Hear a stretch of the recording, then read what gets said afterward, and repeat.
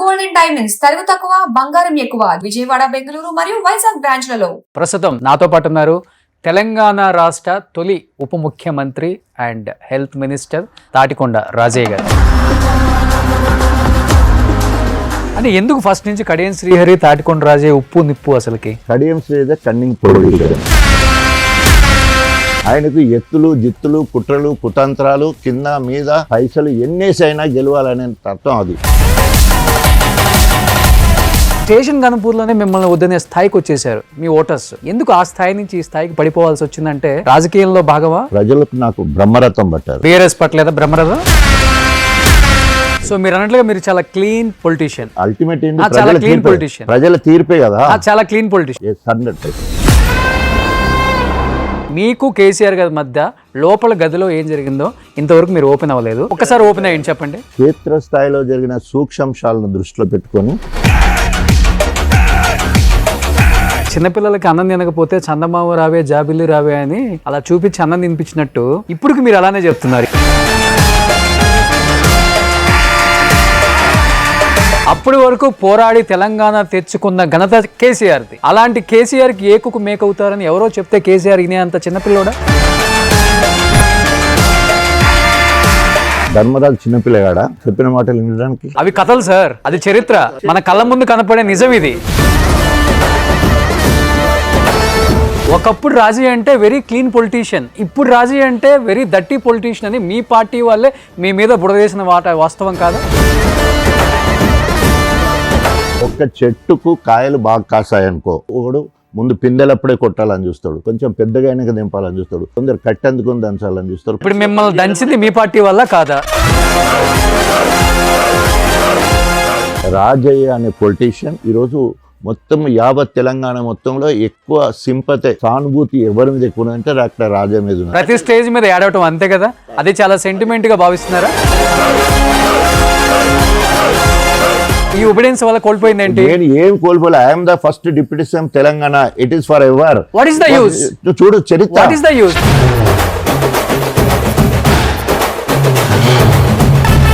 మొట్టమొదటి లైంగిక వేధింపులు ఆరోపణలు పడ్డ ఒకే ఒక్క నాయకుడు రాజయ్య.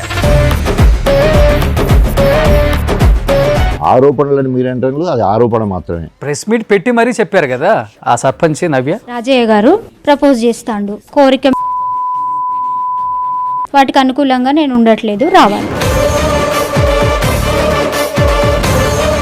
సార్ మీరు ఒప్పుకున్నా ఒప్పుకోపోయినా ఒకటి మాత్రం బల్లగుద్ది చెప్తాను, ఇప్పుడున్న రాజకీయ నాయకులు మొత్తం కూడా ప్రజల ఎమోషన్స్ తో ఆడుకుంటున్నారు, ప్రజల పౌరుషాలను రెచ్చగొట్టడం. నిజం కాదా?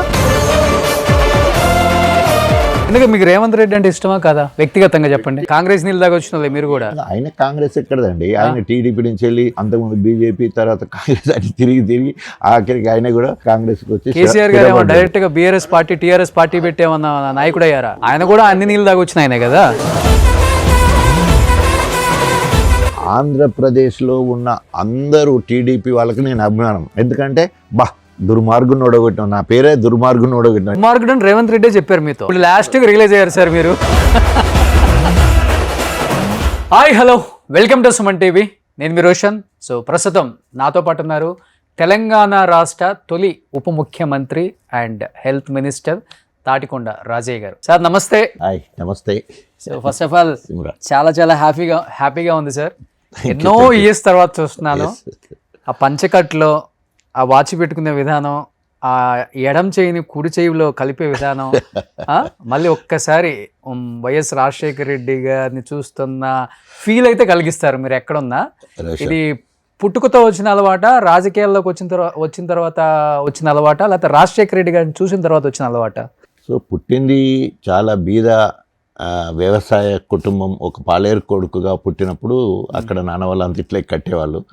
కానీ దేవుడి దేవల్ల కష్టపడి చదువుకోవడం, దానివల్ల ఎక్కడో జీరో స్థాయిలో ఉన్న నేను, పసుల కాపరిగా ఉన్న నేను పసిపిల్లల డాక్టర్ అయ్యాను. సో పసిపిల్లల డాక్టర్ ఉన్నంత కాలము గొప్పగా ప్రజా వైద్యుడిగా పేరు తెచ్చుకొని జాతీయ స్థాయిలో ఉత్తమ పిల్లల డాక్టర్ వరకు వెళ్ళిపోవడం జరిగింది. సో అప్పటి వరకు ఉన్న నేను వైఎస్ రాజశేఖర రెడ్డి గారి ప్రోత్సాహంతో అప్పటికే ఎన్టీ రామారావు టీడీపీకి రమ్మని పిలిచిన, దత్తాత్రేయ బీజేపీకి రమ్మని పిలిచినా కూడా 1994లో రాజకీయాలకు వెళ్ళలే నేను. సో 99 ఎలక్షన్లకు ముందు నాకు జాతీయ స్థాయిలో అవార్డు వచ్చినప్పుడు వైఎస్ రాజశేఖర రెడ్డి గారు పిలిపించుకొని గన్పూర్లో ఒక దుర్మార్గుడు ఉన్నాడు, రాజయ్య నువ్వు రాజకీయాలకు రావాలి అంటే జస్ట్ నేను కాముకున్నాను, ఎందుకంటే ఆల్రెడీ 2 పార్టీలకు రానని చెప్పాను కాబట్టి. ఒకవేళ ఇంకా నీకు సందిగ్ధం ఉంటే నువ్వు ఢిల్లీకి అవార్డు తీసుకొని వెళ్తున్నావు కదా, అక్కడ సోనియా గాంధీ దగ్గర నుంచి నీకు ఒక మెసెంజర్ వస్తాడు, నేను తీసుకుపోయి మేడంని కల్పిస్తాడు, ఒక్కసారి మేడంని కలవండి అని చెప్పేసి నాకు ఉచిత సలహా ఇచ్చి నేను అక్కడికి అవార్డు తీసుకోవడం, అక్కడికి మెసెంజర్ వచ్చి సోనియా గాంధీ దగ్గర నుండి వచ్చాను, రేపు పొద్దున 8:45కి మీకు అపాయింట్మెంట్ ఉంది, నేను పొద్దున వచ్చి మిమ్మల్ని కలెక్ట్ చేసుకుంటా అని చెప్పడం జరిగింది. సో ఇంకా అప్పటి వరకు ఒక మంచి ప్రజా వైద్యుడిగా, పిల్లల డాక్టర్గా మంచిగా ఉన్న నేను సోనియా గాంధీ గారు ఇన్వైట్ చేయడం జరిగింది పార్టీలోకి, please do come in to Congress party, you can serve more to the society. So మామూలుగా చేయడం కంటే రాజకీయాల్లో పార్టీలోకి వచ్చి ఇంకా ప్రజాసేవ చేయడానికి ఇంకెక్కువ అవకాశం వస్తుంది, కాంగ్రెస్ పార్టీలో జాయిన్ కండి. వైఎస్ రాజశేఖర రెడ్డి గారు మీ గురించి ఎంతో గొప్పగా చెప్పారు, సో మీలాంటి వాళ్ళ పార్టీకి అవసరం రావాలి అని మేడం కోరడంతో ఆ తర్వాత వైఎస్ రాజశేఖర రెడ్డి గారి ఆధ్వర్యంలో పార్టీలో జాయిన్ అవ్వడం జరిగింది. వ్యక్తిగతంగా మీ జీవితంలో ఓడి గెలిచారు, కానీ రాజకీయాల్లోకి వచ్చిన తర్వాత మీరు చేసేది పక్కన పెడితే అంటే విజయం సాధించాలని అనుకుంటారా, లేకపోతే ఇంకా పోరాడుతున్నాను అనుకుంటారా, లేకపోతే బలి పశువునయ్యాను అనుకుంటారా, అసలుకి అన్యాయం జరుగుతుంది అనుకుంటారా? సో ఏదేమైనా కూడా నేను ఎప్పుడు కూడా నా బాధ్యతలను మరవల. ఉదాహరణకి నేను 8వ తరగతి ఉన్నప్పుడు మా పెద్ద చెల్లె పెళ్లి చేశాను, 200 కట్నం ఇచ్చి. మా రెండో చెల్లె పెళ్లి చేశాను. నేను MBBS ఫస్ట్ ఇయర్ సీట్ వచ్చిన తర్వాత నేను పెళ్లి చేసుకుంటా అని చెప్పేసి డౌరీ తీసుకొని దాంట్లోకి 5,000 ముందే తీసుకొని రెండో చెల్లి పెళ్లి చేయడం జరిగింది. మూడో చెల్లె పెళ్లి నేను ఔసజ్జన అయినప్పటికీ ₹1,00,000 చిట్టి లేబట్టి 65,000 చిట్టు వస్తే 40,000 కట్నం ఇచ్చి 25,000తో పెళ్లి చేశాను. నాలుగో చెల్లె వెళ్ళి పిల్లల డాక్టర్ అయినా ₹1,00,000 ఇచ్చి కట్నం. ఆ బాధ్యతలు మరవలేదు ఇప్పుడు, అంటే కమిట్మెంట్ టువర్డ్ జాబ్. దాన్ని అనుకుంటే ఆ రకంగానే వైద్యపరంగా కూడా ఔసజ్జంలోనే దవాఖాన పెట్టడం, దాంతో క్లినిక్ నడిపించడం. సో ఆ టైంలోనే స్టేట్ హైయెస్ట్ SC మార్క్స్ బాగుండడంతో ఉట్నూరులో మెడికల్ ఆఫీసర్ జాబ్ వచ్చింది, దానికి వెళ్ళలేదు. పిల్లల డాక్టర్ అయిపోయిన తర్వాత పెదగోపతి అని ఖమ్మంలో జాబ్ వచ్చింది, అది వదిలిపెట్టలేదు. కారణం ఏంటంటే ప్రైవేట్ ప్రాక్టీస్లో అప్పటికే పేరు వచ్చేసింది బాగా. గవర్నమెంట్ జాబు 3,500 4,000 ఉంటే అప్పటికే నేను 10-12,000 సంపాదించే స్థాయికి వచ్చాను. సో సెకండ్ సారి గవర్నమెంట్ జాబ్ వదిలిపెట్టినప్పుడు అందరు కోపం చేస్తుంటే పోయి జాయినింగ్ రిపోర్ట్ వచ్చాను అంతే. తర్వాత మళ్ళీ వచ్చి ప్రాక్టీస్ చేస్తే ఇక మళ్ళీ 2 ఏళ్ళ తర్వాత టర్మినేటెడ్ అని వచ్చింది. గవర్నమెంట్ పైసా ఒక్కటి కూడా తీసుకోలేదు నేను. సో అంటే ఏంటంటే ఉద్దేశం, ప్రైవేట్లో ఉంటే మనం ఎంతంటే అంత సర్వ్ చేస్తానికి అవకాశం, డే అండ్ నైట్ వర్క్ చేసేది, అది అక్కడ అది లేని పరిస్థితి. సో ఆ రకంగా 84 నుండి 94 వరకు ఓన్లీ హాస్పిటల్, ఓన్లీ పేషెంట్లు, ఏమి ఇంకా వేరే ఎక్స్ట్రా క్యాలిక్యులర్ యాక్టివిటీస్ ఏం లేవు. ఎప్పుడైతే నా రాజకీయ అరంగేట్రమో టీడీపీ బీజేపీలు రమ్మన్న పోకుండా దండోరాలో కృష్ణమాదిగ నాయకత్వంలో MRPSలో పనిచేయడం జరిగింది. అందుకే నేను నా రాజకీయ అరంగేట్రం దండోరా. సో అక్కడ నుండి అందులో పనిచేసే క్రమంలో అక్కడ కడియం శ్రీహరి ఎమ్మెల్యే మంత్రిగా ఉండడం వల్ల ఇక నా మీద వచ్చి ఎట్లాగూ ఈయన టీడీపీలోకి వచ్చేటోడు ఉండే, రేపు నాకు ఏకమేకవుతాడని చెప్పేసి నన్ను రాజకీయాలకు అక్కడ రాకుండా చేసే క్రమంలో వైఎస్ రాజశేఖర మీ మీద జరిగింది కుట్ర అంతే కదా. కడియం శ్రీహరి కంటే ముందు నన్నే పిలిచి టికెట్ ఇస్తానంటే నేను అవాయిడ్ చేశాను కదా. అప్పుడు నాకు తెలుసు, దగ్గుబాటి వెంకటేశ్వర్లు వచ్చి అడిగినప్పుడు మీకు అక్కడ మంచిగా ఉంది పేరు, నువ్వు వస్తే మంచిది, ఒకవేళ నువ్వు రాజకీయాలకు రానంటున్నావు కాబట్టి మీరు ఎంతైతే స్థానికుడు కావాలని అంటున్నారో నిన్ను, మళ్ళీ స్థానికేతరుడు కడియం శ్రీహరికే టికెట్ ఇస్తున్నాం ఇక్కడ అని హెచ్చరించి కూడా పోయారు వాళ్ళు. మీరు ఎవరికైనా ఇచ్చుకోండి, నాకేంటి సంబంధం అన్నట్టు మనం అంతా విన్నాం. కానీ ఇది మొత్తం కూడా one of the aspirants Kadiyam Srihari ఉన్నట్టు కాబట్టి ఆయనకు తెలుసు. సో తర్వాత జరిగిన పరిణామాల్లో ఒకరోజు మెగా హెల్త్ క్యాంప్ 10,000 మందితోటి గన్పూర్లో క్లినిక్ పెట్టి, నేను ప్రణయ్ భాస్కర్ను, నాకు ఫ్రెండ్ అంటే వినయ్ భాస్కర్ వల్ల అన్నయ్య, అప్పుడు క్రీడా శాఖ మంత్రిగా ఉండే, ఆయనను గన్పూర్కి ఇన్వైట్ చేస్తే ఆయన నుండి నేను ఆ రోజు రాజకీయాలకు రా అని చెప్పేసి దగ్గుబాటిని ఇంటికి తీసుకుంటే అప్పుడు కాదంటివి, ఇప్పుడు ప్రోటోకాల్ అడ్డం వస్తుంది, నీ దగ్గర నర్సింగ్ సరే ఆడ హెల్త్ క్యాంప్ కోసము కడియం శ్రీని విలువాలి కానీ నేను రాలేను, ఆయన తెలియకుండా అంటే సరే మీరు రాకుంటే ఆయన చెప్పేసి కొలంబో ఫాదర్ అని ఉండే క్యాథలిక్ గురువు ఒక అతను, ఆయనతోటి ఇనాగ్రేషన్ చేసి ఉంటే. సో అక్కడి నుంచి వెళ్ళి స్టార్ట్ అయింది. అప్పుడు ఆయన కడియం శ్రీహరి అనేవాడు టీడీపీలో మంత్రి, సోషల్ వెల్ఫేర్ మినిస్టర్. నేను దండోరా ఉద్యమంలో తెలంగాణ కన్వీనర్ లేదా కో కన్వీనర్ 2 పోస్టులు. సో నేను ఎవరి మీద పోరాటం చేయాలి? అధికార పార్టీ మీద పోరాటం చేయాలి. కాబట్టి ప్రతిదానికి టీడీపీ మీద నేను పోరాటం చేసేది. ఆ లోకల్లో పోలీస్ స్టేషన్లో అరెస్ట్ చేయడం కానీ, లాఠీచార్జ్ చేయడం కానీ, రకరకాలుగా అడ్డంకులు అంటే చేస్తారు. ఎందుకు ఫస్ట్ నుంచి కడియం శ్రీహరి, తాటికొండ రాజయ్య ఉప్పు నిప్పు అసలుకి? అంటే రాజకీయంగా మిమ్మల్ని ఎదగనీయకూడదనా, లేకపోతే మీరు ఎదిగితే ఆయనకు అడ్డుపడతారనా, లేకపోతే మీరు ఎక్కువ చదువుకున్నారు, మీరు ఒక డాక్టరు, మీకున్న పేరు వేరు? ఎందుకంటే మీరు చెప్పిందంతా వింటే మీరు ఒకప్పుడు ప్రజల మనిషిగా మంచి పేరుంది 2 తెలుగు రాష్ట్రాలలో. కానీ రాను రాను చూస్తుంటే రాజకీయాలలో స్టేషన్ గణపూర్లోనే మిమ్మల్ని వద్దనే స్థాయికి వచ్చేసారు మీ ఓటర్స్. ఎందుకు ఆ స్థాయి నుంచి ఈ స్థాయికి పడిపోవాల్సి వచ్చిందంటే రాజకీయాల్లో భాగమా? అంటే రాజకీయాలు ఎప్పుడు కూడా మనకు వడ్డించిన విస్తరి కాదు. సో తప్పకుండా మనం స్ట్రగుల్ ఫర్ ఎగ్జిస్టెన్స్. రాజకీయాల్లో ఎప్పుడు నిరంతర పోరాటమే ఉంటుంది. మీరు అక్కడేమో అట్లంటున్నారు, కానీ ప్రజలకు నాకు బ్రహ్మరథం పట్టారు. కడియం శ్రీహరి ఆగుతూ పట్టలేదా బ్రహ్మరథం? ఆయన ఆగుతూ 4 సార్లు గెలిస్తే నేను వరుసగా 4 సార్లు గెలిచిన. ఆయన 4,000, 7,000తో గెలిచాడు. 4,000 టీడీపీలో ఉన్నప్పుడు, మొన్న బీఆర్ఎస్ మేము కలిసి 7,000తో గెలిపించాము. నేను ఆయన మీద మహాకూటమి ఉండగా 12,000తో గెలిచిన, రెండవసారి 33,000తో గెలిచిన, మూడోసారి 58,000తో గెలిచిన, నాలుగోసారి 37,000తో గెలిచిన. ఇది ప్రజాబలం. ఎక్కడ ప్రజలు ఆయన వద్దంటున్నారా, నన్ను వద్దంటున్నారా? గణపూర్ ప్రజలు ఎప్పుడు వద్దనలే. మొన్న 2003 ఎన్నికల్లో నేను కాంగ్రెస్కి వెళ్ళిపోతా, నేను నా బిడ్డ వెళ్ళిపోతా అని కేసీఆర్ గారిని బ్లాక్మెయిల్ చేస్తే 10 ఏళ్ళు మనతో ఉన్నాడు, ఉప ముఖ్యమంత్రి, పార్టీ వదిలిపెట్టిపోతే నష్టం జరుగుతుందని చెప్పేసి నన్ను రాష్ట్ర రైతు సమితి చైర్మన్గా నన్ను చేసి, ఒకవేళ కనుక చైర్మన్ క్యాబినెట్ హోదానే ఉండాలా, లేదంటే రేపు ఎమ్మెల్సీ మంత్రి చేస్తామని హామీ ఇచ్చి నన్ను కన్సోల్ చేసి కడియం శ్రీహరికి అక్కడ టికెట్ ఇవ్వడం జరిగింది. దురదృష్టవశాత్తు పార్టీ ఓడిపోయింది కాబట్టి రైతు సమితి చైర్మన్ పోయింది, ఎమ్మెల్సీ అంటే ఎమ్మెల్సీ కూడా పోయింది. మళ్ళీ ఎంపీ టికెట్ అంటే నాకు ఏం చెప్పిండ్రు, ఎమ్మెల్యే జనగాం నువ్వు ఇన్ఛార్జ్గా ఉండి అక్కడ గెలిపించాలి, గన్పూర్ నువ్వు గెలిపించే బాధ్యత నీదే అని 2 నియోజకవర్గాలు నాకు బాధ్యత చెప్తే, అభివక్త వరంగల్ జిల్లాలో 12 నియోజకవర్గాలు ఉంటాయి, 2 మాత్రమే తెలిసింది. That is the impact of doctor Rajaiah in local. అంటే మీరు ఎందుకు చెప్పలేకపోయారు కేసీఆర్కి? గెలిచినా గెలవపోయినా కడియం శ్రీహరి జంప్ అవుతాడండి, చెప్పాను. అనవసరంగా ఒక సీట్ వదులుకోవటం దండగ. మనం పోయినాము, ఎంత ఆర్గ్యుమెంట్ అయితే అంతా బయటికి రాదు కదా. సో నన్ను కన్సోల్ చేశారంట, నన్ను ఓదార్చి నువ్వు ఇప్పుడు వెంటనే అప్పుడే ఆర్డర్ ఇచ్చేసి రైతు సమితి చైర్మన్ చేస్తారు. స్టేట్ పోస్ట్ కదా రైతు సమితి. ఈరోజు రైతు బంధుకు సంబంధించిన అనేక కార్యక్రమాలు దాని కింద ఉంటాయి. రైతు సమితి చైర్మన్ ఇచ్చారు, జియో ఇష్యూ అయింది. తర్వాత ఇన్ఛార్జి బాధ్యత జనగాం ఇచ్చారు, తర్వాత గన్పూర్ ఇచ్చారు. అంటే ఇప్పుడు గన్పూర్ నాదే నియోజకవర్గం. గత 2004 నుండి మొన్న 23 వరకు, అంటే 20 ఏళ్ళు నేనే ఎమ్మెల్యేగా 4 సార్లు ఉండి డెవలప్ చేసిన పార్టీ అభివృద్ధి అయింది నా వల్లనే.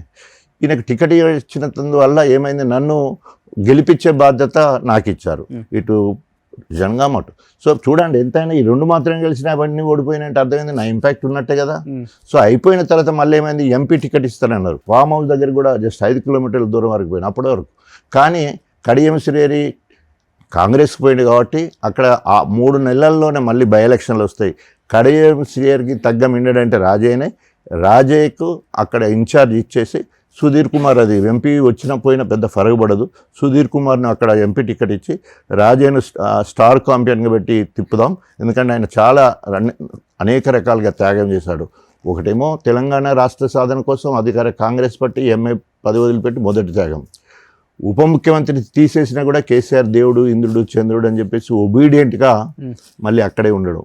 మూడోది ఎమ్మెల్యే టికెట్ రాకున్నా 2 నియోజకవర్గాలు గెలిపించే బాధ్యత.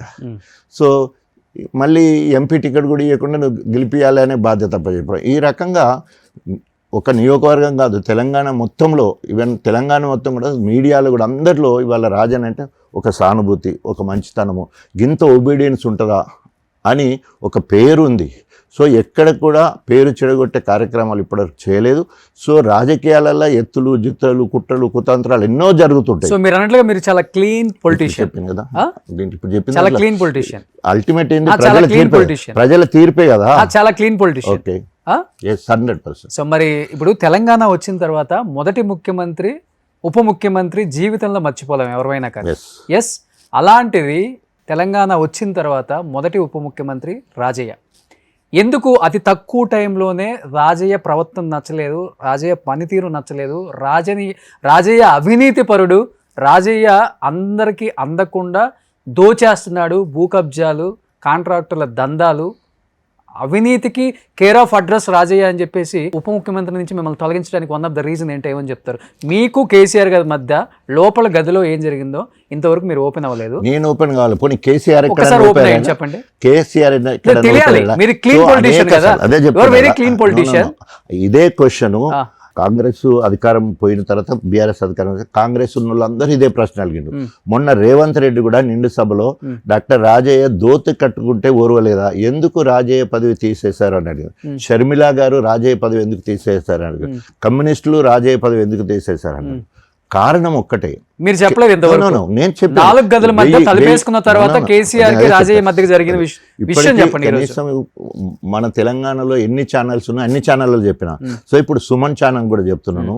సో క్షేత్రస్థాయిలో జరిగిన సూక్ష్మాంశాలను దృష్టిలో పెట్టుకొని నేను పార్టీ ఇతగా నిర్ణయం తీసుకున్నాను అని కేసీఆర్ గారు చెప్పిండు ఆ రోజు. సో అసలు జరిగింది ఏంటంటే, అప్పటికి సిలువలు పలువలు చేసి మళ్ళీ కేసీఆర్ దగ్గరికి పోయినప్పుడు సిలువలు పలువలు చేసి నా మైండ్ అంతా ఖరాబ్ చేసింది రాజయ్య, ఐఎమ్ ఎక్స్ట్రీమ్లీ సారీ, నీ స్థాయి తగ్గకుండా మళ్ళీ నీకు అవకాశం ఇస్తా అని చెప్పి మళ్ళీ పిలిపించుకొని మాట్లాడడం జరిగింది. ఇప్పుడు ఒక్కసారి బీజేపీ వాళ్ళు కాంగ్రెస్ వాళ్ళు రైట్ ఫర్ ఇన్ఫర్మేషన్ యాక్ట్ కింద మెడికల్ డిపార్ట్మెంట్లో వేస్తే రిజల్ట్లో ఇప్పటివరకు బడ్జెటే లేదు, రిక్రూట్మెంట్ లేదు, వాహనాల కొనుగోలు లేదు, ఏమి లేదు. ఇక్కడ అవినీతి జరగడానికి ఆస్కారం ఎక్కడుంది? ఏం లేదు. రాష్ట్ర ముఖ్యమంత్రికి ఆ మాత్రం ఇన్ఫర్మేషన్ ఉండదా? ఏమాత్రం అదే రాష్ట్ర ముఖ్యమంత్రికి ఉంది. అయితే ఇక్కడ జరిగింది ఇప్పుడు మళ్ళీ ఇంకా క్లియర్ చెప్తున్నాను. సిలువలు పలువలు చేసి ఏమని చెప్పారు, నువ్వు ముఖ్యమంత్రి, నువ్వు ఇంట్లోకి వెళ్ళి వెళ్తలేవు, రాజయ్య ఆయనే ముఖ్యమంత్రి లెక్క, దళితుడు ముఖ్యమంత్రి నువ్వు అన్నావు, రాజయ్య ముఖ్యమంత్రి లెక్క మొత్తం తెలంగాణ మొత్తం దున్నేస్తాడు, హాస్పిటల్ నిద్ర చేస్తూ ఉన్నాడు, తర్వాత హెలికాప్టర్ను తీసుకొని తిరుగుతూ ఉన్నాడు. సో తెల్లారు లేస్తే ప్రజల్లో కనిపిస్తే నేను ఎప్పుడో మర్చిపోయిండు అని సిలువలు పలువలు చేసి చెప్పిన వాళ్ళు ఎవరైతే ఉప ముఖ్యమంత్రి పదవి ఆశపడ్డాలో నాకంటే సీనియర్గా ఉన్నారు. అందులో నెంబర్ 1 మొన్న కడియం శ్రీహరి వెళ్ళిపోయినాక తెలిసిన నెంబర్ 1 కడియం శ్రీహరి సిలువలు పలువలు చేసి చెప్పారు. ఆ సీనియర్గా ఉన్న ఈటల రాజేందర్, కొప్పులీశ్వర్ గారు, తర్వాత నాయన నరసింహారెడ్డి గారు, వీళ్ళందరూ నాకంటే సీనియర్లు. ఆయన ఉంటే వీళ్ళు పోయి అక్కడ ఏం మాట్లాడుకుంటారు పాతలు, సార్ మొత్తం రాజే దున్నెత్తాడు, ఇది చేస్తాడు, అది చేస్తాడు, ధర్మరాజు అంతటి వాడే చెప్పుడు మాటలతో అయినట్టు ఏకు మేక్ అయిపోతాడు రాజయ్య. ఏమవుతుంది, ఇంటెలిజెన్స్ రిపోర్ట్ ఏమని వస్తుంది, మీరు ఉప ముఖ్యమంత్రి అంటే మీరు దళితుడు ముఖ్యమంత్రి అంటే ఆయన ఉప ముఖ్యమంత్రి లాగా తిరుగుతుండడం మీకు ఎప్పుడేదో మేక్ అయ్యేంత వాయిస్ మీ దగ్గర లేదు కదా. నా దగ్గర వాయిస్ లేదు, సబ్జెక్ట్ ఉండొచ్చు కానీ వాయిస్. తెల్లారి లేస్తే మొదటి పేజ్ అంతా నేనే ఉండేది. హాస్పిటల్ నిద్ర అని ఒక కొత్త కాన్సెప్ట్ తీసుకొచ్చినాం. నిద్ర అవస్థలో ఉన్న వైద్య విధానాన్ని గ్రాస్ రూట్ లెవెల్కి వెళ్ళాలి. అసలు గవర్నమెంట్ హాస్పిటల్ అనేదే డౌన్ టార్డెన్ పీపుల్కి ఉన్నవాడి కోసం కాదు.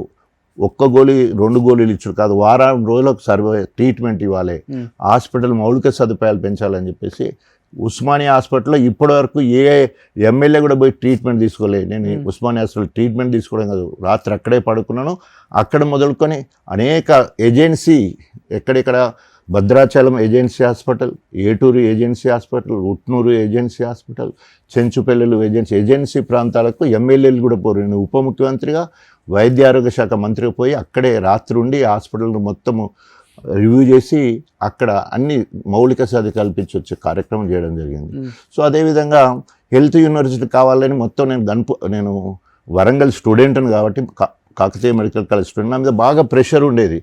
సో కాళోజీ జయంతి సందర్భంగా అక్కడికి పోయినప్పుడు రాజయ్య ఇక్కడికి వచ్చినప్పుడల్లా హెల్త్ యూనివర్సిటీ ఇస్తారా, అందుకనే మంత్రులు మాట్లాడేటప్పుడు వాళ్ళు దగ్గర పెట్టుకొని మాట్లాడాలని కేసీఆర్ గారు అంటారు. తెల్లారి వరకు మొత్తం తెలంగాణ మొత్తంలో 200-300 దిష్టి బొమ్మలు తగలబడ్డాయి. మళ్ళీ వెంటనే నేను అప్పుడు సంగారెడ్డి ఇన్ఛార్జిగా ఉన్న ఎంపీ ఎన్నికల్లో, ఎందుకంటే కేసీఆర్ ఎంపీగా గెలిచాడు, ఎమ్మెల్యే గెలిచాడు. ఎమ్మెల్యే ఉంచుకొని కొత్త ప్రభాకర్ ఎంపీగా పోటీ చేశాడు, ప్రభాకర్ రెడ్డి గారు. సో అక్కడ ఇన్ఛార్జ్ ఉంటే పొద్దున్నే మళ్ళీ కేటీఆర్ గారు సుమన్ నా దగ్గర పంపించి, సారు నిన్న మాట్లాడిన దానికి చాలా బాధపడుతూ ఉన్నాడు, వెంటనే వచ్చి ఏదో ఒకటి చేయాలి, తెలంగాణ భవన్ నుంచి వెళ్ళి స్టేట్మెంట్ ఇవ్వను అంటే ఆగమేఘాల మీద వచ్చి తెలంగాణ భవన్ నుంచి వెళ్ళి స్టేట్మెంట్ ఇవ్వడం జరిగింది. సో క్యాబినెట్ అంటే తండ్రి భయపెట్టడానికి ఏముంది అక్కడ, భయపడ్డారు కాబట్టి అంటే చెప్తున్నా. ఒకటి మాత్రం చెప్పగలను, ఇప్పుడు చిన్నపిల్లలకి అన్నం తినకపోతే చందమామ రావే జాబిల్లి రావే అని అలా చూపించి అన్నం తినిపించినట్టు ఇప్పటికి మీరు అలానే చెప్తున్నారు. ఏకుకు మేకై అని ఎవరో నాయకులు చెప్పారని చెప్తున్నారు. అప్పటి వరకు పోరాడి తెలంగాణ తెచ్చుకున్న ఘనత కేసీఆర్ది. అలాంటి కేసీఆర్కి ఏకుకు మేకవుతారని ఎవరో చెప్తే కేసీఆర్ ఇనే అంత చిన్నపిల్లోడా? కానీ ఎంత ధర్మరాజు చిన్నపిల్లగాడా చెప్పిన మాటలు వినడానికి? అవి ధర్మరాజు కథలు సార్, అది చరిత్ర. చరిత్ర ఇది చరిత్ర కాదు, ఇది కూడా మన కళ్ళ ముందు కనపడే నిజం ఇది. కళ్ళ ముందు కనిపించే చరిత్రే అది. కారణం ఏంటంటే అన్నము ఉడికిందా లేదని ఒక మెతుకును పిసికి చూస్తారు. అంటే ఈ ప్రభుత్వము పారదర్శకంగా నడుస్తుందా లేదని చూడడానికి అన్నంలో ఒక మెతుకును పిసికి చూస్తారు. సో కేసీఆర్ పిసికిన మెతుకు నేనైనా పిసికినప్పుడు మెతుకు ఉడికింది, కానీ బలైపోయింది నేను. అన్నమంతా మాడిపోయిందా కింద? అన్నం మాడిపోరు, ఇత్తి ఉడికింది. అట్లా కాదు, అన్నం ఉడికింది అని తేలిపోయింది. అంటే గవర్నమెంట్ కానీ ఇదేదైతే చితికిపోయింది కదా, నా ఉప ముఖ్యమంత్రి తీసేసి కదా, మళ్ళీ 3 సార్లు 4 సార్లు క్రీస్తు శేషులు పెద్ద సుదర్శన్ రెడ్డి గారు ఒక జిల్లా అధ్యక్షుడిగా బాధ్యత తీసుకొని 3-4 సార్లు కేసీఆర్ గారు మిమ్మల్ని రమ్మంటుండు అంటే 3-4 సార్లు నేను వెళ్ళే.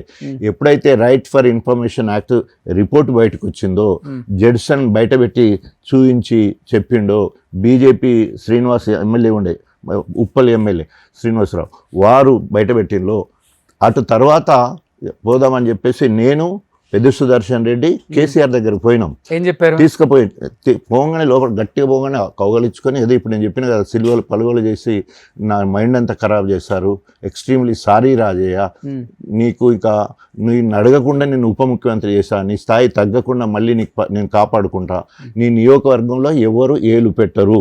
ఈ మాట అన్నప్పుడు పెద్ద సుదర్శన్ రెడ్డి ఉన్నారు, వినోద్ కుమార్ గారు ఉన్నారు, పోనీలేని వినోద్ కుమార్ గారు ఉన్నారు, సంతోష్ కుమార్ ఉన్నారు, తర్వాత చారి గారు, వేణుగోపాలాచారి గారు. సో వీళ్ళందరి సమక్షంలో కేసీఆర్ అన్న మాటలు. సో తర్వాత అట్లాగే అప్పటికే కడియం శ్రీహరి 18 మంది ఉండాలి, 18 మంది అయిపోయారు కదా. సో అప్పుడు జరిగింది ఏంటి, కడియం శ్రీహరిని గన్పూర్లో ఏలు పెట్టొద్దండి ఉప ముఖ్యమంత్రిగా ఉండి. మొన్న ఏదో ఛానల్లో ఇంటర్వ్యూలో మాట్లాడతాడు, నన్ను 3.5 సంవత్సరాలు డిప్యూటీ సీఎం అంటే గన్పూర్లో అడుగు పెట్టనీయలేదు అని.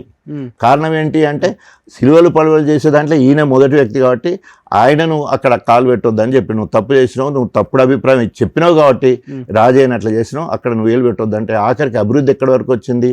కేసీఆర్ గారు ప్రభుత్వంలో సర్వే చేస్తే 98 మార్కులతో కేసీఆర్ నెంబర్ 1, 92 మార్కులతో కేటీఆర్ నెంబర్ 2, 88 మార్కులతో హరీష్ రావు నెంబర్ 3, 86 మార్కులతో డాక్టర్ రాజయ్య నెంబర్ 4 అభివృద్ధి సంక్షేమంలో.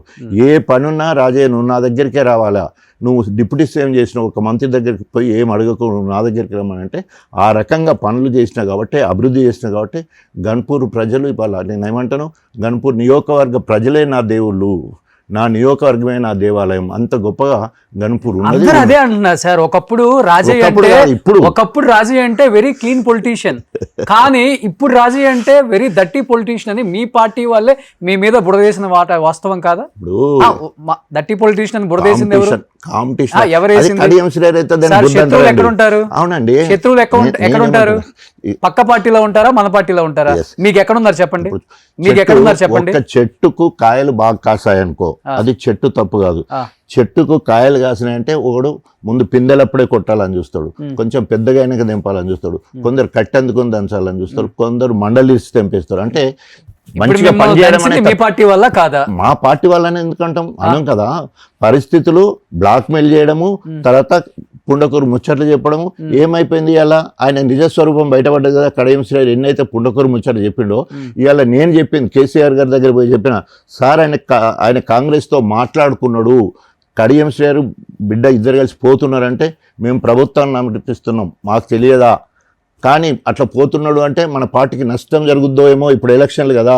కాబట్టి నువ్వు కొంచెం తగ్గి, నువ్వు రైతు సమితి చైర్మన్ తీసుకో, ఎమ్మెల్సీ మంత్రి. లొంగుతారా మీరు? నేను కాదండి, లొంగుతారా మీరు అంటున్నా. నాకు బ్లాక్మెయిల్ కాదు, కేసీఆర్ గారిని బ్లాక్మెయిల్ చేశాడు కడియం శ్రీహరి. చేయడం వల్ల ఆయనకి టికెట్ వచ్చింది, లేకపోతే 2004 Kanchelli did nothing there in Ghanpur కదా. కడియం శ్రీహరి అనే వ్యక్తి గణపురంలో ఏమి చేయలే. నేను ఎమ్మెల్యేను, తర్వాత నేను మంత్రిని, మళ్ళా గెలిచాను, వరుసగా 4 సార్లు గెలిచాను ఎమ్మెల్యేగా. ఆయన కనుక ఎమ్మెల్యేనే పోటీ చేయలేని పరిస్థితి, 2 సార్లునేమో ఎక్కడో మెజార్టీతో ఓడిపోయిన మనిషి, ఆయన ప్రజలలో లేని మనిషి, కానీ బ్లాక్మెయిల్ చేయడంలో కడియం శ్రీహరి దిట్ట. అక్కడ ఎన్టీ రామారావును బ్లాక్మెయిల్ చేసిండు, ఆయనకు ఎన్నుపోటు పొడిచిండు, చంద్రబాబు దగ్గర పోయిండు, చంద్రబాబు నాయుడుకి ఎన్నుపోటు పొడిచిండు, మొత్తం జీవోత్సవంలో ఉన్నాడు వచ్చి కేసీఆర్ కాళ్ళ మీద పడితే మళ్ళీ కేసీఆర్ దగ్గరకు వచ్చి 10 ఏళ్ళు ఇక్కడ అన్నీ అనుభవించి ఎంపీగా ఎమ్మెల్యేగా ఆయన ఒక పార్టీ స్థాపించిన దేవుడు అండి. ఆయనను పట్టుకుని వెన్నపోటు అంటారు.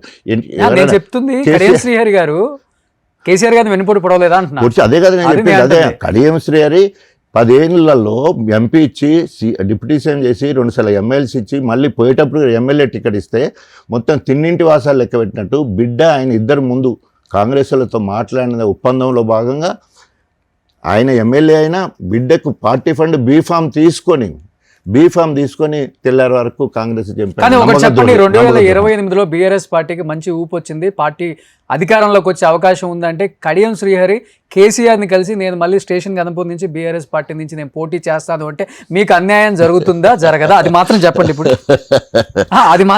ఇప్పుడు. సో ఇప్పుడు ఎట్టి పరిస్థితుల్లో ఇప్పుడున్న పరిస్థితుల్లో కేసీఆర్ గారు 28, 29 ఎన్నికలు ఎప్పుడు వచ్చినా కూడా ఒక 4-5 మార్పులు జరిగేది. ఒకటేమో డిలిమిటేషను, రెండోది మహిళా రిజర్వేషను, మూడోది జంబ్లీ ఎన్నికలు, గన్పూర్కి వచ్చే వరకు బై ఎన్నికలు, వీటన్నిటిని అధిగమించి ఆ జనరల్ ఎన్నికలు. ఇవన్నీ ఇప్పుడున్న పరిస్థితుల్లో ఇప్పుడు ఎట్ ప్రజెంట్ ఉన్న పరిస్థితిలో రాజయ్య అనే పొలిటీషియన్, రాజయ్య అనే ప్రజావైద్యుడు ఈరోజు మొత్తం యావత్ తెలంగాణ మొత్తంలో ఎక్కువ సింపతి ఉన్న వాళ్ళు ఎవరు అంటే సానుభూతి ఎవరి మీద ఎక్కువ ఉన్నదంటే డాక్టర్ రాజా మీద ఉన్నది. ఒబీడియంట్ గా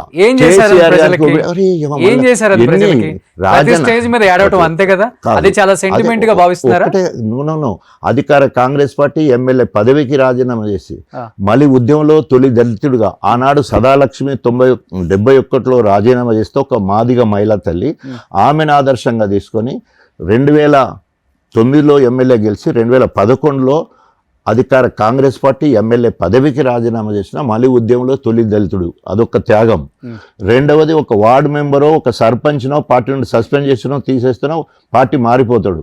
రాజీ అనే వ్యక్తి ఒబీడియంట్గా ఇప్పుడిప్పుడే వచ్చిన తెలంగాణ నేను రాజీనామా చేయడమో నేను గొడవలు చేసేది ఉంటే విచ్ఛిన్నకరం అయిపోద్ది వచ్చిన తెలంగాణ అని చెప్పేసి అంతే ఒబీడియంట్ తోటి కేసీఆర్ గారు నా దేవుడు, ఆయన మార్గంలో నేను నడుస్తాను అని చెప్పేసి అంతే ఒబీడియంట్గా పనిచేయడం జరిగింది, నియోజకవర్గాన్ని అభివృద్ధి చేసుకోవడం జరిగింది. మూడవది కేసీఆర్ గారు హెల్త్ యూనివర్సిటీని తీసుకొచ్చేసి ఈరోజు గన్పూర్లో హెల్త్ యూనివర్సిటీ, అది మన వరంగల్లో హెల్త్ యూనివర్సిటీ తీసుకురావడం, తర్వాత సిటీ మొత్తం హెల్త్ సిటీ 34 అంతస్తుల హాస్పిటల్ తీసుకొచ్చిన పరిస్థితి మనకు కొట్టొచ్చినట్టు కనుక దేవాదులను అన్ని రకాలుగా అభివృద్ధి చేసుకున్నాం. ఇట్లా చెప్పుకుంటూ పోతే నేషనల్ హైవే 1860 కోట్ల రూపాయలు పెట్టి నేషనల్ హైవే మొత్తం కూడా గన్పూర్ నుంచి వెళ్ళిపోయే విధంగా 67 కిలోమీటర్ల దూరము ఒక గన్పూర్ నుంచి వెళ్ళిపోతే 2 టైల్గేట్లు నా దగ్గర ఉంటాయి. ఏమంటారు దాన్ని ఇండస్ట్రియల్ క్యారిడార్ డెవలప్ అయింది. ఇట్లా అనేక రకాలుగా అభివృద్ధి చేయడానికి కేసీఆర్ గారు నాకు సహకరించిండు, ఆ రకంగా అభివృద్ధి చేసుకోవడం జరిగింది. సో మనం ఎక్కడన్నా ఈ నినాదం చూస్తారా, అప్పుడు ఎన్టీ రామారావు ఉన్నప్పుడు ఒక నినాదం ఉండే, నా నినాదం ఏంటంటే నియోజకవర్గ ప్రజలే నా దేవుళ్ళు, నియోజకవర్గమే నా దేవాలయం అన్నట్టు ఉదయం నుంచి వెళ్ళి సాయంత్రం వరకు ప్రజల మధ్యలో ఉండి ప్రజల మధ్యలో ఉంటూనే కాడం గడుపుతూ ఈరోజు ప్రజావైద్యుడిగా ముందుకెళ్తాను. సార్ ఇప్పుడు ఇన్ని పనులు చేస్తే ప్రజలు మీకు బ్రహ్మరథం పట్టాలి, లేకపోతే ప్రజల మనిషిగా భావించాలి. ప్రజల మనిషిగా భావించాలి. ఈ రెండు ఏది జరగట్లేదు. మీరు రెండు చెప్తున్నారు. ఒకటి సెంటిమెంట్ బాగా వర్కౌట్ అవుతున్న నాయకుడు ఎవరైనా ఉన్నారు అంటే అది రాజయ్య అని చెప్తున్నారు. ఒకటి రాజకీయాల్లో బలిపశువు అంటే రాజయ్య అని చెప్తున్నారు. ఇంకొకటి ఏంటంటే ఒకటి చెప్పినట్టు బలిపశువు దానివల్ల ఏం కోల్పోయారు? ఏం కోల్పోలేదు. నేను ఏం కోల్పోలే. I'm the first deputy CM Telangana. It is forever. What is the use? చూడు చరిత్ర అండి. డబ్బులు చరిత్ర మిమ్మల్ని కిందకి దింపేసింది కదా. దించేచ్చు కాక లాల్ బహదూర్ శాస్త్రి కూడా కొన్ని రోజులే ఉన్నాడు, ఇంకొక కొన్ని రోజులే ఉంటారు. ఆ పదవి వన్య తీసుకురావాలి. కోకిల లాగా కొన్నాళ్ళు, కాకి లెక్క కలకాలం కాకుండా కోకిల లెక్క కొన్నాళ్ళు మనం చేసిన పనులు మిగిలిపోతాయి. ఇవాళ ఒక ఎంట్రన్స్ క్వశ్చన్ యూపీఎస్సీలో ఎంట్రన్స్ క్వశ్చన్ ఏంటో, who is the first deputy CM Telangana? So one should 200% I agree sir. కానీ ఇప్పుడు రాజయ్య గారు ఉన్నారు, నేను మిమ్మల్ని తగ్గించట్లేదు. ఒకటి ప్రజల సైడ్ నుంచి అడగాల్సిన క్వశ్చన్స్ నేను అడుగుతున్నాను ఈరోజు మిమ్మల్ని. అంటే మీరు కావాలని కాంట్రవర్సీలో ఇరుక్కుంటారా, వేరే వాడు చేసిన కాంట్రవర్సీలో మిమ్మల్ని ఇరికిస్తారా, లేకపోతే మీరు అదేదో పెద్దది హైప్ క్రియేట్ అవుతుంది కాబట్టి చిన్న కాంట్రవర్సీ ఒకటి మీరు రెడీ చేసుకుంటారు? నాకు అర్థం కాదు. అది చాలా మందికి ఉంది. అది ఆ డౌట్ చాలా మందికి ఉంది. ఎందుకంటే సార్ రాజకీయ నాయకుడు ఒక స్థాయికి వచ్చిన తర్వాత చేయకుండా పనులు ఏంటి? చెప్పండి, మీరే అని చెప్పండి. లైంగిక వేధింపులు. ఆ. మొట్టమొదటి లైంగిక వేధింపులు ఆరోపణలు పడ్డ ఒకే ఒక్క నాయకుడు రాజయ్య. ప్రజల మనిషి, పూర్తి అవగాహన లేదా? ప్రజల మనిషి, హ్యుమానిటీ ఉన్న అవగాహన మనిషి, లేదా? No, no, no. ఒక డాక్టర్ మీరు. No, no. కానీ మీ మీద అదే ఆరోపణలు చేశారా? నిజంగా అది జరిగిందా? ఆరోపణలని మీరంటారు, అది ఆరోపణ మాత్రమే. అనేక మంది మీద ఎలాంటి ఆరోపణలు వచ్చినాయో నేను నా పార్టీ వాళ్ళ గురించి నేను చెప్పొద్దు. అది హుజురాబాద్ ఎన్నికలు కావచ్చు, లేకపోతే బెల్లంపల్లి కావచ్చు, మొత్తం తెలంగాణ మొత్తంలో not only TRS, Congress also అనేక మంది మీద అనేక మంది అభియోగాలు రావడం ప్రజా జీవితంలో కామన్. ప్రెస్ మీట్ పెట్టి మరీ చెప్పారు కదా ఆ సర్పంచ్ నవ్య. ప్రెస్ మీట్ ఒక్కటి కాదు, 100 మంది ఛానల్స్ వెళ్ళిపోయి మీడియా హైక్ చేయడం కోసము ఆ మీడియాను ప్రోత్సహించిన వ్యక్తి కడియం శ్రీహరి. లక్షల రూపాయలు ఖర్చు పెట్టి ఒక్కొక్క ఛానల్ కొన్ని పైసలు పెట్టుకొని అక్కడ పంపిస్తే ఏం మాట్లాడో తోయక ఏదో అడిగితే ఏదో చెప్పి ఏదో అడిగితే ఇప్పుడు సైకిక్ అయి కూర్చున్నది. అట్లా మీడియాలో వచ్చినందుకే state and central women rights ఏమంటారు మహిళా కమిషన్ వాళ్ళు సుమోటోగా తీసుకున్నారు. కమిషనర్తో ఎంక్వైరీ చేయించిండ్రు. There was no FIR, so there was no petition, ఏమీ లేదు. ఓన్లీ మీడియాలలో పోయితే మీడియాలో పోయి మాట్లాడు. సో దాంట్లో హైప్ అవ్వాలని చూసిందా ఆమె ఒక పావుగా కడియం శ్రేయర్కి ఉపయోగపడ్డది. ఇంకా అంతే. మనం ఎవరైనా ఎలక్షన్లలో కానీ లేకపోతే పార్టీ ఫండ్ ఇచ్చినప్పుడు కానీ ఒకరు చూపించి ఇస్తారా? సో ఆమె డబ్బులు తీసుకున్నది. మీడియా వాళ్ళందరూ కూడా ఎంతమంది అయితే దాన్ని పైకి తీసుకురావాలని ప్రయత్నించారు వాళ్ళందరూ కూడా తీసుకున్నారు. అదంతా బయటకు వచ్చి సిపి క్లియర్గా రిపోర్ట్ ఇచ్చాడు. Nothing happen there, no FIR, nothing అని క్లీన్ చిట్ ఇవ్వడమే కాకుండా ఒకవేళ మీరు డిఫామేషన్ షూట్ వేసేది ఉంటే ఆమె మీద వేయొచ్చు అని కూడా లెటర్ ఇవ్వడం జరిగింది. కాబట్టి పిచ్చుక మీద రాస్తున్నాడు. కానీ నా మాదిగ బిడ్డ అంతే కదా, నా మాదిగ బిడ్డ నాకు చెల్లి అవుతుంది, నేను సర్పంచ్ చేసుకున్నా, అలాంటిది వేరే అమ్ముడు పోయినాక మనం ఏం చేస్తాం? కాబట్టి ఏదైనా కూడా విధి విలాసంలో ఆ రోజు అట్లా జరగాల్సింది. మీరు అన్నట్టు అది ప్లస్ అయిందా మైనస్ అయిందా ఏమైనప్పటికీ కూడా రాజన్న ట్రాన్స్పరెంట్ అని పారదర్శకత బయటపడ్డది. క్లీన్ చిట్ రావడం జరిగింది. ఓకే, అంటే మీ తప్పు లేకపోతే ఆమె ఇంటికి ఎందుకు క్షమాపణ చెప్పారు? నేను క్షమాపణ ఎవరు చెప్పిన క్షమాపణ చెప్పలేదు. అవునవును, ఆమె మన పార్టీ అభ్యర్థి కాబట్టి పార్టీ ఆదేశం మేరకు వాళ్ళ ఇంటి దగ్గర పోయి మాట్లాడరావడం. అమ్మ ఏంటి ఏం కావాలంటే నాకు వివక్ష చూస్తున్నారు, నాకు పార్టీ ఫండ్ ఇస్తలేరు, నేను సర్పంచ్కి వెళ్తే నేను ఏం పనులు చేయలేదు, నాకు పనులు కావాలి, అవి కావాలంటే 25 లక్షల రూపాయలు పార్టీ ఫండ్ ఇస్తామని చెప్పేసి ఇప్పుడు పడితే అప్పుడు CDF, ఇప్పుడు నెక్స్ట్ మార్చిలో CDF వచ్చిన తర్వాత ఇస్తామని చెప్పి మాట్లాడి రావడం జరిగింది. అంతేగాని అదే క్షమాపణ ఏం చేసినాను క్షమాపణ? ఆమె అసలు క్షమాపణ కోరిందా? నేను ఎందుకు చెప్పాలి క్షమాపణ? అక్కడ జరిగింది ఏంటి? అసలు ఏం లేదు. కాకపోతే ఆధిపత్య పోరులో కడియం శ్రీహరి నాకున్న మనుషులను కడియం శ్రీహరి తీసుకోవాలనుకుంటాడు, కడియం శ్రీహరి దగ్గర ఉన్న నా దగ్గరికి రావాలని ఆధిపత్య పోరులో జరిగిన అంశం తప్ప అక్కడ నథింగ్ ఎల్స్. సరే, ఇక మహిళల గురించి ఎక్కువ మాట్లాడకూడదు. అదే విషయం, అంటే క్లారిటీ కోసం అడిగాను. కానీ ఒకటండి, ఇప్పుడు కడియం శ్రీహరి రాజయ్య తెలంగాణ రాజకీయం మొత్తం మీ ఇద్దరు చుట్టూ ఎక్కువ తిరుగుతుంటది. అంటే వయసులో మీకన్నా పెద్దవారైనా మీరు వయసులో చిన్నవారు, మీకు ఓపిక ఎక్కువ, స్ట్రెంగ్త్ ఎక్కువ, కానీ మీరు ఎందుకు ఆయన ఫైటింగ్ లో ఎప్పుడు గెలవలేకపోతున్నారు? ఆయన ఓడిపోతాడంటే మీరు మళ్ళా తప్పు మాట్లాడుతున్నారు. నేను చెప్పేది రాజకీయంగా అరే పార్టీలు మార్చుకుంటే 4 పార్టీలు ఉంటాయి కదా. నేను పార్టీ మారిందంటే for the cause of Telangana change, Congress పార్టీని మారి బీఆర్ఎస్ వచ్చి ఆయన కాంగ్రెస్ టీడీపీలో ఉన్నప్పుడు 2 గ్రూపులు అయిపోయినాయి, బీఆర్ఎస్ అయిపోయింది, ఇలా కాంగ్రెస్ అయిపోయింది. రాసి పెట్టుకోండి, వాళ్ళ బిడ్డ బైన్ల మహిళ డాక్టర్, బైన్ల కమ్యూనిటీ చిన్న కమ్యూనిటీ, మహిళ అందులో, తర్వాత చిన్న ఎస్సీ కమ్యూనిటీ, తర్వాత ఎంపీ. రేపు మోడీ పిలిచి ఆనాడు బలరాం ఎంపీగా బంజారా ఒక్కడు ఉంటే యూపీఏ గవర్నమెంట్లో ఆయనకు మంత్రి పదవి ఇచ్చారు. సో అట్లాగే బైన్ల కమ్యూనిటీకి ఒక మహిళకు మంత్రి పదవి ఇస్తాము అని కనుక మోడీ పిలిచిస్తే బిడ్డ తండ్రి ఇద్దరు జంపు జలాని బీజేపీ పోతారు, తప్పకుండా పోతారు, అవసరం. ఎందుకంటే వాళ్ళ నేచర్ అది. ఇప్పుడు ఇన్ని పార్టీలు మారింది కదా. నేను ఆయనకు నాకు ప్రజాబలం విషయంకి వస్తే నేను మళ్ళీ చెప్తున్నా, ఆయన 4,000, 7,000తో గెలిచాడు. 7,000 అనేది కూడా బీఆర్ఎస్ పార్టీ మేము గెలిపితే గెలిచాను, అంతకుముందు 4,000. సో నేను గెలిచాను, ఆయన గెలిచిన 4,000 అధిగమించి గెలవాలనుకున్న మొదటిసారి 12,000, రెండోసారి 33,000, మూడోసారి 58,000, నాలుగోసారి 37,000. ఇది ప్రజాబలం. అల్టిమేట్ ఏంది, మనకేంటి మ్యాండేటరీ ఏంది, ప్రజల తీర్పే కదా. కడియం శ్రీహరి గణపురం లేనిది, రాజయ్య గణపురం లేనిది అనే విషయానికి వస్తుంది. ఎస్, నేను ఒప్పుకుంటా, ఏమిటి ఒప్పుకుంటా, Kadiyam Sri is a cunning politician, రాజకీయ నాయకుడు. రాజకీయాలకు కావాల్సింది అదే కదా ఇప్పుడు, కాదా? ఆయన రాజకీయ నాయకుడు, నేను ప్రజానాయకుడిని. ఆయనకు ఎత్తులు జిత్తులు కుట్రలు కుతంత్రాలు కింద మీద పైసలు ఎన్నేసి అయినా గెలవాలనే తత్వం అది. నేను ఉరికి ఫస్ట్ రావాలి, ఇరుగొట్టి ఫస్ట్ కాదు, ప్రజలకు ఇంకా చేరువై దగ్గర మంచిగా రావాలి. ఒక్క రాజయ్య అంటే ఒక బీఆర్ఎస్ నాయకుడు కాదు, కాంగ్రెస్ వాళ్ళు, బీజేపీ వాళ్ళు, సిపిఐ సిపిఎంలు, న్యూట్రల్స్ అందరూ కూడా రాజన్న మాకు దగ్గర అంటే మాకు దగ్గర అనేటట్టు ఉండడం వల్లే అంత మెజారిటీ. నీ అల్టిమేట్ మనకేంటి, ప్రజల తీర్పు అంతే కదా. మంచి చెడు అనేది ఉచిత పథకాలు అండ్ ప్రజలకు ఏదో చేస్తున్నాం అని చెప్పి ప్రజలను కాసేపు రెచ్చగొచ్చుడు, మాట్లాడు, పక్క పార్టీని తిట్టుడు, పక్క నాయకుడిని తిట్టుడు, అసలు ఫ్యామిలీని తీసుకొచ్చి ఇన్వాల్వ్ చేసాడు. ఇప్పుడు ఎక్కువైపోయింది రాజకీయాలలో. పొద్దున ఒకటి మాట్లాడటం, సాయంత్రం ఒకటి మాట్లాడటం, సాయంత్రానికి ఏమో అన్ని సెటిల్మెంట్. ఇప్పుడు మీరే ఆ పార్టీ వాళ్ళు ఈ పార్టీ వాళ్ళు సాయంత్రానికి కలుస్తారు. మీరే అంటున్నారు కదా రాజకీయ నాయకుడు అంటే అట్లే ఉండాలి. అట్లనే ఉన్నారు సార్, ప్రజానాయకుడు మారిపోయింది. నేను మళ్ళీ ఇప్పటికి చెప్తున్నా, ప్రజా వైద్యుడిని, వైద్యంలో ఉన్నప్పుడు ప్రజా వైద్యుడిని, రాజకీయాలకు వచ్చినాక ప్రజానాయకుడు. మీరు రాజశేఖర రెడ్డి గారితో కలిసి పనిచేశారు, అప్పుడు రాజకీయానికి ఇప్పుడు రాజకీయానికి ఎంత తేడా ఉంది చెప్పండి. తేడా ఉంది కదా, అందుకనే అంత మాత్రాన ఇప్పుడు నాకు వాట్ మోర్ ఐ నీడ్, ఉప ముఖ్యమంత్రి స్థాయికి ఎదిగాను, కంటిన్యూగా 4 సార్లు ఎమ్మెల్యే గెలిచాను. ఇట్ ఈస్ ద ఏమంటారు, తెలంగాణ మొత్తంలో 4 సార్లు గెలిచిన మాదిగ ఎమ్మెల్యే నేను ఒక్కోనే, ప్రజా వైద్యుని నేను ఒక్కోనే, జాతీయ స్థాయిలో అవార్డు వచ్చింది నేను ఒక్కోనే, నా కొడుకులు కోడలు అందరూ కూడా డాక్టర్లు, హైలీ క్వాలిఫైడ్ ఫ్యామిలీ. ఎంత జీరో నుండి సార్ మీరు ఒప్పుకున్నా ఒప్పుకోపోయినా ఒకటి మాత్రం బల్లగుద్ది చెప్తాను, ఇప్పుడున్న రాజకీయ నాయకులు మొత్తం కూడా ప్రజల ఎమోషన్స్ తో ఆడుకుంటున్నారు, ప్రజల పౌరుషాలను రెచ్చగొట్టడం. ఇది నిజం కాదా? అవకాశవాద రాజకీయాలు చేస్తే ఎప్పుడైనా ప్రజలకు గుణపడటం చెప్తారు. కడియం శ్రేణి నెంబర్ 1 అవకాశవాది.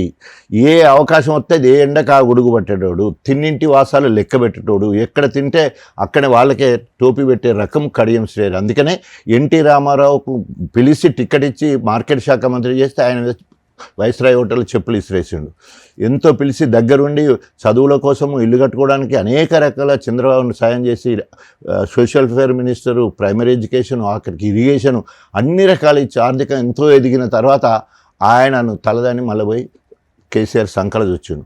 కేసీఆర్ తీసుకొచ్చి ఆయనను ఎంపీ చేసి, ఉప ముఖ్యమంత్రి చేసి, 2 సార్లు ఎమ్మెల్సీ ఇచ్చి, ఎమ్మెల్యే టికెట్ ఇచ్చి 10 ఏళ్ళలో ఒక్క రోజు కూడా ఆయన ఖాళీగా లేడు. మొత్తం చట్టసభల్లో ఉండే పోస్టులు ఇస్తే ఆయన ఎమ్మెల్యే టికెట్ వచ్చిన తర్వాత మళ్ళీ బిడ్డ కూడా ఎంపీ కావాలన్నాడు. ఎంత స్వార్థం చూడండి. వాళ్ళ సామాజిక వర్గము మొత్తము తెలంగాణ మొత్తంలో 13,000, వరంగల్కి వస్తే 600, మా గణపురంకి వస్తే 130, 140 ఉండే సామాజిక వర్గం.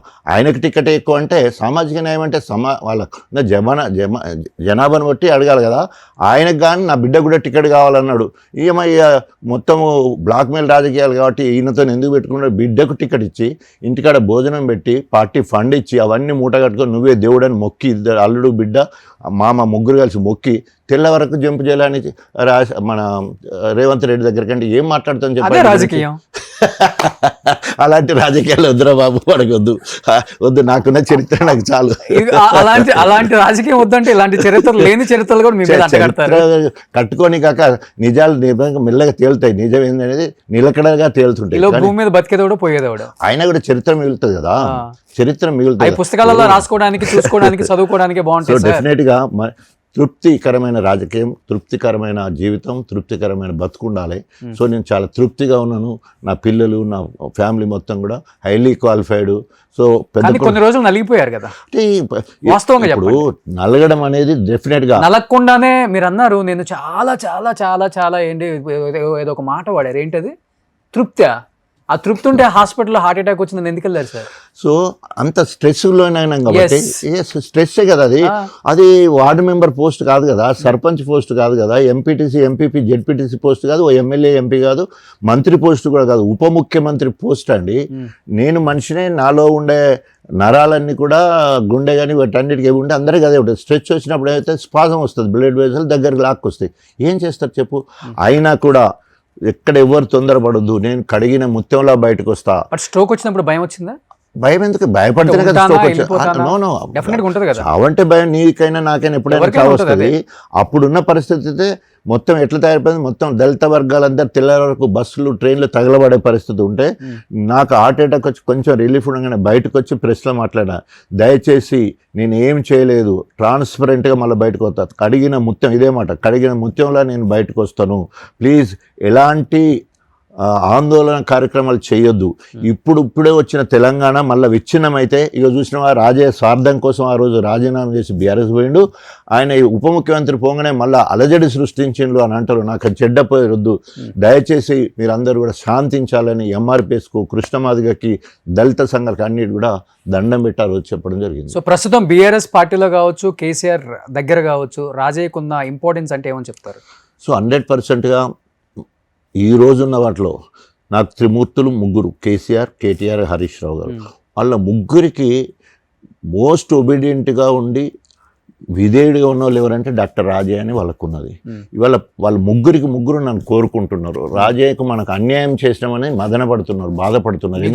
ఎందుకు బాధపడుతున్నారు అంటే కడియం శ్రీహరి చేసే కామెంట్స్, కేసీఆర్ని తిట్టే విధానం, కేటీఆర్ని తిట్టే విధానం, హరీష్ రావుని తిట్టే విధానం, వాళ్ళ ముగ్గురిని తిట్టే విధానానికి అయ్యో ఇలాంటివి అన్నా మనం కావాలనుకున్నాం, రాజయ్య లాంటి ఉన్నా మనం దూరం చేసుకున్నామనే ఎక్కడో వారికి కూడా నేనైతే ఏ రకంగా పడదో వాళ్ళు కూడా బాధపడ్డరు.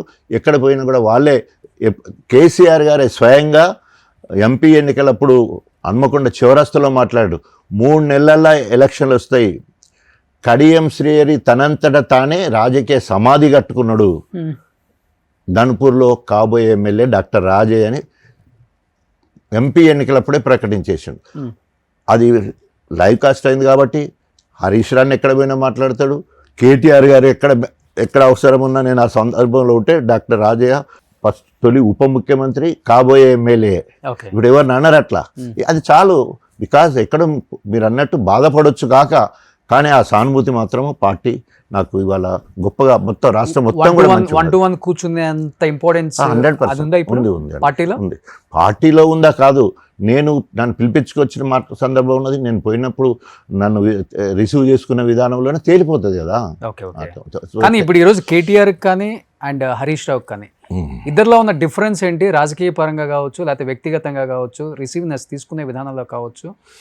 ఎందుకంటే బయట ఒకటి ఏం వినిపిస్తుంది అంటే కేటీఆర్కి ఏమో సోషల్ మీడియా ఫ్యాన్స్ ఎక్కువ, హరీష్ రావుకి ఏమో తెలంగాణ ప్రజలు ఎక్కువ మంది, ఫాలోవర్స్ ఎక్కువ మంది ఉంటారు, రియల్ ఫ్యాన్స్ ఎక్కువ ఉంటారు అనేది మొన్న మధ్య వాళ్ళ నాన్నగారు చనిపోయినప్పుడు అది కొంత డిఫరెన్స్ కనిపించింది కావచ్చు కాక. కానీ మీకు తెలుసు, నాకు తెలుసు, లోకానికి అంతా తెలుసు ఏంటంటే కేసీఆర్ గారు ఉన్నంతసేపు ఎవరు రారు, నెంబర్ 1. నెంబర్ 2 హరీష్ రావు గారు అంటే మొదటిదేమో కేసీఆర్. నెంబర్ 2 విషయానికి వచ్చినప్పుడు ఉద్యమం మొదటి రోజు నుండి మామని అంటబట్టుకొని ఉన్నాడు హరీష్ రావు గారు. ఆయనే ట్రబుల్ షూటర్, ఆల్మోస్ట్ ఆయన ఉద్యమకారుడు, ఆయన మాస్ లీడర్. తర్వాత అదేవిధంగా కేటీఆర్ గారు విదేశాల్లో చదువుకొని వచ్చి విషయ పరిజ్ఞానము, లాంగ్వేజీ, సబ్జెక్టు, తర్వాత తండ్రికి తగ్గ తనయుడిగా సమయస్ఫూర్తి, లీడర్షిప్ లక్షణాలు వారికి కూడా ఉన్నాయి. సో కేసీఆర్ గారు తల అయితే వీళ్ళిద్దరు రైట్ అండ్ లెఫ్ట్ లాగా ఒకటే, త్రిమూర్తులు కలిస్తే ఒకటే. బైబిల్లో ఉంటే పితా, పుత్ర, పవిత్రాత్మ, 3 దేవుళ్ళు కలిస్తే ఒకటే అన్నట్టు, బ్రహ్మ, విష్ణు, పరమేశ్వరుడు అన్నట్టు. సో వాళ్ళు ముగ్గురు కూడా బీఆర్ఎస్ పార్టీలో ముగ్గురికి ఇంపార్టెన్స్ ఉంది, కేసీఆర్ తర్వాతనే ఎవరైనా. కానీ మరి ఎక్కువ ఆ పార్టీ వాళ్ళు మాట్లాడుతుంది ఈ ముగ్గురికి ఒకే ఒక్కడు ట్రిపుల్ షూటర్ కదా మా రేవంత్ రెడ్డి అంటున్నా, మరి దానికి ఏం చెప్తారు? సో అంటే దాన్ని మనం ఎట్లా వర్ణించుకో, రాముడు దేవుడు, రామరాజ్యము అదొక రకం. రవణాసురుడు కూడా రాక్షస రాజు అయ్యాడు. రవణాసురుడు కూడా రాజే, రావణ బ్రహ్మన్ ఆయనకు పేరు. ఆయన రాక్షసుడే, ఆయనకుండే లక్షణాలు ఆయనకు ఉంటాయి. సో ఆయనకేం లక్షణాలు, 89 క్రిమినల్ కేసెస్ ఉన్నాయి, 183 సివిల్ కేసెస్ ఉన్నాయి ఆయన మీద. ఆయన తెలంగాణ ముఖ్యమంత్రి. ఈరోజు నేను ఏమంటున్నాండి, ఆయన కూడా రాజు నేనే ఒప్పుకుంటున్నాను కదా. మీరంటే ఆయనకి ఎవరికి రాజు? రాక్షస రాజు, రైతుల పాలిటి రాక్షసుడు. ఆయన డిస్ట్రక్టివ్ నేచర్, రాక్షసులకు డిస్ట్రక్టివ్ నేచర్ ఉంటుంది. హైడ్రా పేరు మీద డిస్ట్రక్షను, మూసీ ప్రక్షాళన మీద డిస్ట్రక్షను, స్టూడెంట్స్ను, ఇంజనీర్లను అక్కరానోళ్ళు అంటాడు, వేస్ట్ అంటాడు, ఇంజనీర్లు వేస్ట్ అంటాడు. తర్వాత నిరుద్యోగులు ఇండ్రింద ఆగి చావాలంటాడు. ఏం భాష అండి మాట్లాడేది? ఆ భాష ఏంటి? సరే ప్రధాన ప్రతిపక్షంగా ఉన్నప్పుడు ప్రతిపక్షంగా ఏమైనా మాట్లాడవచ్చు. రాష్ట్ర ముఖ్యమంత్రి అన్నప్పుడు ఆదర్శప్రాయంగా మార్గదర్శకంగా ఉండాల. భాష అట్లా ఉండాలి, ఆత్మీయతను పంచుకునేటట్టు ఉండాల. తర్వాత ఒక్క చెట్టుకు ఇంత ఒక్కసారి నీళ్లు పోయలేదండి, ఎండిపోతుంటే చూస్తూ ఉంటాడు. నీళ్లు ఆంధ్రకు పోయేటట్టు చేస్తూ ఉంటాడు. ఆయన ఏదన్నా ఇది మెచ్చుకునే పని ఇప్పటివరకు చేసినంటే మెచ్చుకునే పని చేయడు. ఆయన పేరుకు ఆయన ఎడ్యుకేషన్ మినిస్టరు, మున్సిపాలిటీ మినిస్టరు, ఆయన మొత్తం దేన్ని కూడా అవగాహన చేసుకోలేక ఇప్పటివరకు ఈ రంగాన్ని మంచిగా చేసిండు అనేది లేదు. ఓన్లీ రియల్ ఎస్టేట్ రంగం అన్నదమ్ములకు కాపాడడం, ఆస్తులు కూడబెట్టడం తప్ప ఆయన ప్రజలకు చేసింది ఏం లేదు. ఎంత సంపాదించంటారు? మనం లెక్క పెడతామా? మొత్తం కూడా ఏంటి అట్లా కాదు. బ్లాక్ మనీ అంతా ఎక్కడ పెట్టేది తెలియదు. రెండు మనకు వైట్ మనీ ఏదైతే చెప్తున్నా, అందుకనే మనం ఏం చేస్తున్నాం ఆయనకు చెప్పేది ఏంటంటే, మనకు ఎక్కడి నుంచి వెళ్ళి అప్పుడు తీసేది ఇప్పటికే 3.5 లక్షల కోట్ల అప్పు తీసుకొచ్చారు. ఏదైనా ఒక్క పని అభివృద్ధి పనికొచ్చి ఒక్క పని చేసినట్టే చేయడు. ఏం చేస్తున్నాడు? ఆయన పదవిని కాపాడుకోవడం కోసం రాహుల్ గాంధీకి కప్పం కడుతున్నాడు. తెలంగాణ ఏటీఎం కార్డుగా రాహుల్ గాంధీకి ఉపయోగపడుతుంది తప్ప ఇక్కడ తెలంగాణ ప్రజలకు చేసింది ఏం లేదు. ఒక్కొక్క మంత్రి ఒక్కొక్క ఏమంటారు కౌంటర్ ఓపెన్ చేసుకున్నారు. మొత్తం 20-30% కమిషన్ల పేరుతో కౌంటర్లు ఓపెన్ చేసుకొని నడిపించుకునే పరిస్థితి ఉన్నది. నీ జోలికి నేను రావద్దు, నా జోలికి నువ్వు రావద్దు, మొత్తం ఇదంతా కూడా దండపాలెం మూట లేక నడిచి. ఇప్పుడు ఈ కౌంటర్లు ఓపెన్ చేసిన వాళ్ళ దగ్గరికి మీ బీఆర్ఎస్ పార్టీ వాళ్ళు కొంతమంది ఫైల్ తీసుకెళ్ళట్లేదా? పోరు కదా, ఎట్లా పోతారు? మీరు పోకపోతే ఇంకెవరు పోరా? పోయినప్పుడు ఊరుకోరు కదా. మీ ప్రెస్ వాళ్ళు ఉంటుంది, ఎప్పుడు దొరకట్టేస్తారు. ఇగో చీకటి వ్యాపారాలు చేస్తారు కదా, అట్లా పోయటానికి అవకాశం లేదు, పోరు. ఎప్పుడైనా ప్రజాపాలన అని పేరున్నది కానీ ప్రజా కంటక పాలన అది. నిజంగానే ప్రజాపాలన అంటే ఆయన దగ్గరికి అందరూ పోతారు. ఇప్పుడు నేను ఎందుకు ప్రజానాయకుడు అంటున్నా, సారీ మళ్ళీ నాదు గురించి వచ్చింది. ప్రజానాయకుడు అంటే అందరూ నాయకులు వస్తారు. ఎవరి మీద కక్ష సాధింపు ఉండదు, ఎవరిని కేసులలో ఇరికియము, ఎవరి మీద కేసులు పెట్టము. ఎవరు వచ్చినా కూడా వాళ్ళ సమస్యను పరిష్కరించడానికి మన సమయాన్ని ఇస్తాం. సో ఆ రకంగా ప్రజానాయకుడు, ప్రజాపాలన అంటే అందరికీ అందుబాటులో ఉండి పాలన అందించాలి. కానీ ఎవరి దుకాణాలు వాళ్ళు తెలుసుకొని, భార్యలు కూడా దుకాణాలు తెలుసుకొని నడిపించే పరిస్థితి వస్తుంటే ఏం చేస్తాం చెప్పి. ఒకరి పేరు చెప్పండి, వీళ్ళ మీద కేసు పెట్టి చల్లపల్లి జైల్లో, చెంచాగూడ జైల్లో ఉంచారు. వస్తాయి కేసులన్నీ కూడా. ఇప్పుడు వాళ్ళు అధికారంలో ఉన్నాయి కాబట్టి ఏది బయటికి రావు. అధికారం పోయిన తర్వాత వాళ్ళ చిట్టా బయటకు వస్తుంది. ఎవరు ఎక్కడ ఉండాలి. మీకు రేవంత్ రెడ్డి అంటే ఇష్టమా కాదా? వ్యక్తిగతంగా చెప్పండి. వ్యక్తిగతంగా నేనైతే ఆయనకి ఇష్టం. కాంగ్రెస్ నీళ్ళు దాకా ఆయన కాంగ్రెస్ ఎక్కడదండి, ఆయన టీడీపీ నుంచి వెళ్ళి ఆ ముందు ఇండిపెండెంట్, అంతకుముందు బీజేపీ, తర్వాత కాంగ్రెస్ అని తిరిగి ఆఖరికి ఆయన కూడా కాంగ్రెస్ కి వచ్చి ఇదేమో ఒక ఆల్రెడీ ఇదేమో ఒక ఉద్యమ పార్టీ. ఈయన నుండి స్టార్ట్ అయిన పార్టీ. టీఆర్ఎస్ అనేది కేసీఆర్ తోటి స్టార్ట్ అయిన పార్టీ. కాంగ్రెస్ రేవంత్ రెడ్డితో స్టార్ట్ కాలేదు. టీడీపీ కూడా ఈయనతో స్టార్ట్ కాలేదు కదా. ఎన్టీ రామారావుతో అది స్టార్ట్ అయింది. ఇది కాంగ్రెస్ ఎప్పుడో 140 ఏళ్ల కింద తయారైన పార్టీ. కాబట్టి ఇప్పుడల్లా పార్టీ పోయిండు, ఆయన రాక్షస పాలన చేస్తుండు, భరించాలి. ఇప్పుడు తప్పదు, మనకి ఏం చేసినా కూడా భరించాలి. దేనికైనా కాలం వస్తుంది, తప్పకుండా ప్రజలు తిరగబడతారు. సార్ కవిత గారి రోల్ ఏంటి సార్ బీఆర్ఎస్ పార్టీలో ముందు రోజుల్లో? ఎందుకంటే టీఆర్ఎస్ అని ఆల్రెడీ స్టార్ట్ చేశారు. ఆ టీఆర్ఎస్ అని పేరు పెట్టినప్పుడు కొంచెం బాధ అనిపించిందా మీ పార్టీకి? సో డెఫినెట్గా బాధ ఉన్నా లేకున్నా కూడా మేమైతే ఇప్పుడు బీఆర్ఎస్ అని కేసీఆర్ గారు ఎప్పుడైతే రాష్ట్రంలో అన్ని పనులు అయిపోయిన తర్వాత రాష్ట్రంలో ఎలాంటి పథకాలు అమలు చేస్తున్నామో ఇది దేశమంతా కూడా చేసడానికి అవకాశం ఉంది. అనేక రకాలుగా నీళ్ళ విషయంలో కానీ, చెరువుల విషయంలో కానీ, తర్వాత ఎలక్ట్రిసిటీ విషయంలో కానీ, అభివృద్ధి విషయంలో కానీ, ఐటీ విషయంలో కానీ అనేక రకాలుగా రాత్రింబావులు కష్టపడి మొత్తం ఒక డాక్యుమెంట్ తయారు చేసుకునే క్రమంలో బీఆర్ఎస్ పార్టీ అని పోవడం జరిగింది. సో బీఆర్ఎస్ పార్టీ అని పోయిన తర్వాత సరే మీరు అన్నట్టు బీఆర్ఎస్ పార్టీ ఓడిపోగానే మేధోమదనం జరిగింది తెలంగాణ భవన్లో. చాలామంది కార్యకర్తలు కూడా టీఆర్ఎస్ అంటే సెంటిమెంట్ ఉండే, బీఆర్ఎస్ అంటే సెంటిమెంట్ పోయింది అన్నప్పుడు వాళ్ళు కూడా రియలైజ్ అయినలు. కానీ అధినాయకుడు ఒక నిర్ణయం తీసుకున్నప్పుడు ఆయన తీసుకున్న నిర్ణయం వల్లనే 10 ఏళ్ళు మనం అధికారంలో ఉండగలిగినాం. ఆయన తీసుకున్న నిర్ణయాల్లో 1.8% ఓట్లతోటి మనం ఓడిపోయినాం కావచ్చు కాక, కానీ ప్రజల్లో మాత్రం మనం ఉన్నాం. ఇప్పటివరకు బీఆర్ఎస్ చేస్తున్న పనులు మాత్రమే ప్రజలలో ఉన్నాయి, బీఆర్ఎస్ చేసిన పనులే ఉన్నాయి. అదనంగా ఒక్క పైసా కూడా వస్తలేదు. ఉదాహరణకి ఒక ఊర్లో ఒక ఇల్లు తీసుకుంటే, ఒక ఇల్లు ఈ 2.5 సంవత్సరాల్లో ఇంటింటికి నల్లా అప్పుడు ఇచ్చింది, కంటి వేలుగా అప్పుడే చేసింది.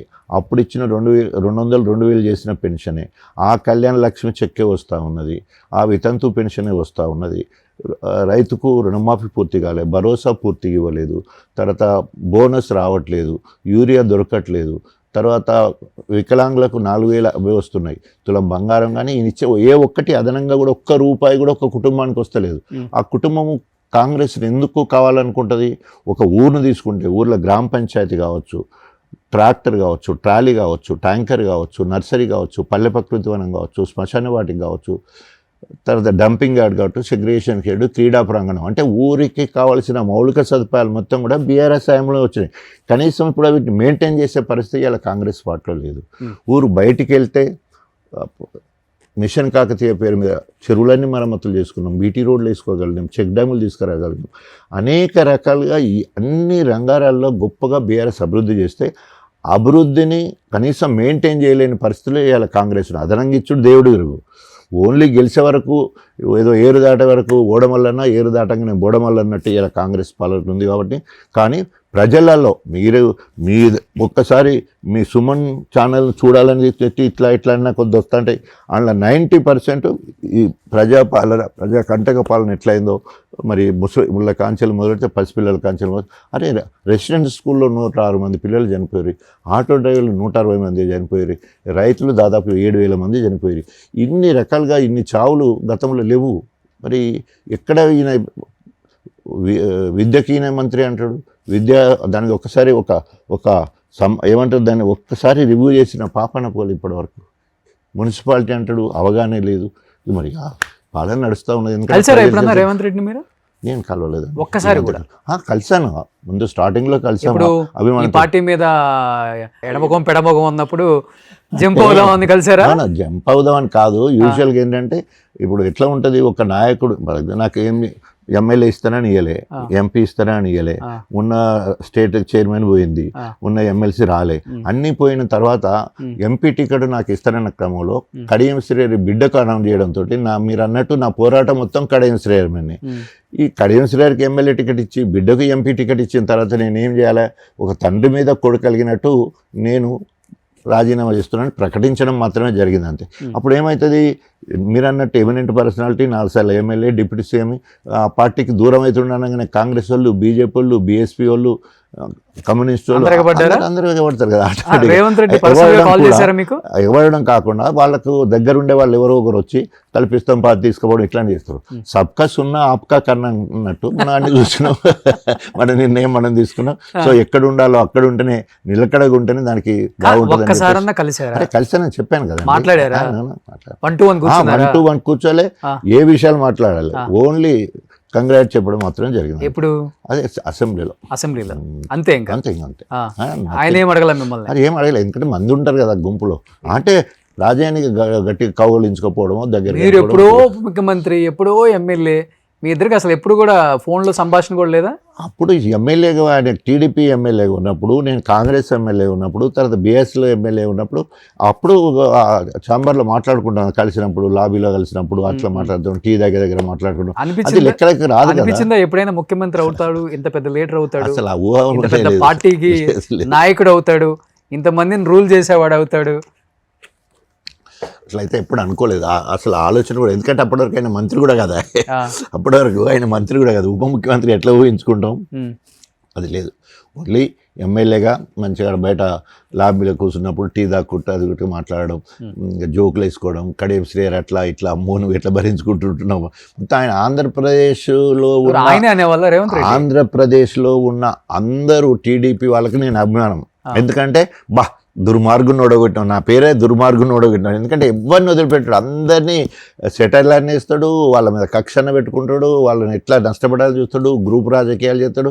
వరంగల్ జిల్లా మొత్తం గ్రూప్ రాజకీయాలు, రాష్ట్రంలో గ్రూప్ రాజకీయాలు, ఎవరు చెవులు కొరికే కార్యక్రమం ఎప్పుడు. కాబట్టి చెప్పుడు మాటలు రేవంత్ రెడ్డి చెప్పారు మీతో. అరే మరి ఈ రోజు పక్కన పెట్టుకున్నాడు మళ్ళీ. ఎవరెవరు పెట్టుకోలేదు, అందరూ అట్లే చేస్తారు కదా రాజకీయాలు అంటే. అదంటే ఎంతమంది కాంగ్రెస్ రాజగోపాల్ రెడ్డి గారు రాజగోపాల్ రెడ్డి గారు, కోమటిరెడ్డి వెంకటరెడ్డి గారు, వీళ్ళందరూ కూడా ఎంత రేవంత్ని ఎన్ని రకాలుగా తిట్టిన వాళ్ళు. తర్వాత అందరు కూడా కాంగ్రెస్ వాళ్ళందరూ కూడా రేవంత్ రెడ్డి తిట్టిన వాళ్ళే. ఇవాళ ఆయన ముఖ్యమంత్రి ఉంటే మళ్ళీ అందరు కూడా డైరెక్ట్ తిట్టారు, ఇప్పుడు ఇండైరెక్ట్ తిడుతున్నారు. అంతే ఉంటుంది, తేడా ఏం లేదు, తిట్టడం అయితే కామనే. అంతే ఉంది రాజకీయాలలో మీరు చెప్పేది. సో ఆనాటి నైతిక విలువలతో కూడిన రాజకీయాలు ఇప్పుడు లేవు, మోరల్ వాల్యూస్ లేవు, అవకాశవాద రాజకీయాలు చేసుకుంటే డబ్బుతో బస్ అది మాత్రమే జరుగుతుంది. ఏంటి సార్ మీ కుటుంబ నేపథ్యం? లాస్ట్లో ఎప్పుడు అడగలేదు నేను అసలుకి. లవ్ మ్యారేజా అరేంజ్డ్ మ్యారేజా? సో నేను అదే ముందు చెప్పినట్టు వ్యవసాయ కుటుంబంలో, బీద కుటుంబంలో పుట్టాను. కష్టపడి పసుల కాపరిగా నుండి పసిపిల్లల డాక్టర్ అయ్యా. పసిపిల్లల డాక్టర్గా నుండి ఈ రాష్ట్రానికి తొలి ఉప ముఖ్యమంత్రి కాగలిగిన, జాతీయ స్థాయిలో మొత్తం పిల్లలు డాక్టర్ అయ్యా.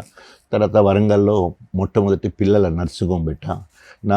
నేను ఎంబీబీఎస్ సెకండ్ ఇయర్లో ఉన్నప్పుడు మా భార్య 10th క్లాసు, మాకు పెళ్ళయింది అప్పుడు 81లో మ్యారేజ్ అయింది. మీ 10th లో ఉన్నప్పుడు మీ పెళ్ళి అయిపోయింది? మా మిస్సెస్ 10th క్లాస్, 79లో ఎంగేజ్మెంట్ అయింది, 81లో మాకు మ్యారేజ్ అయింది.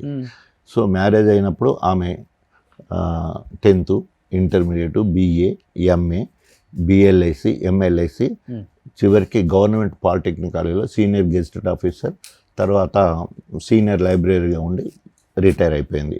సో నేను MBBS చేసిన, MSc చేసిన, పిల్లల డాక్టర్గా 2 సార్లు ప్రభుత్వ ఉద్యోగాన్ని వదిలిపెట్టేసి ప్రైవేట్ ప్రాక్టీస్లో జాయిన్ అయిపోయాను.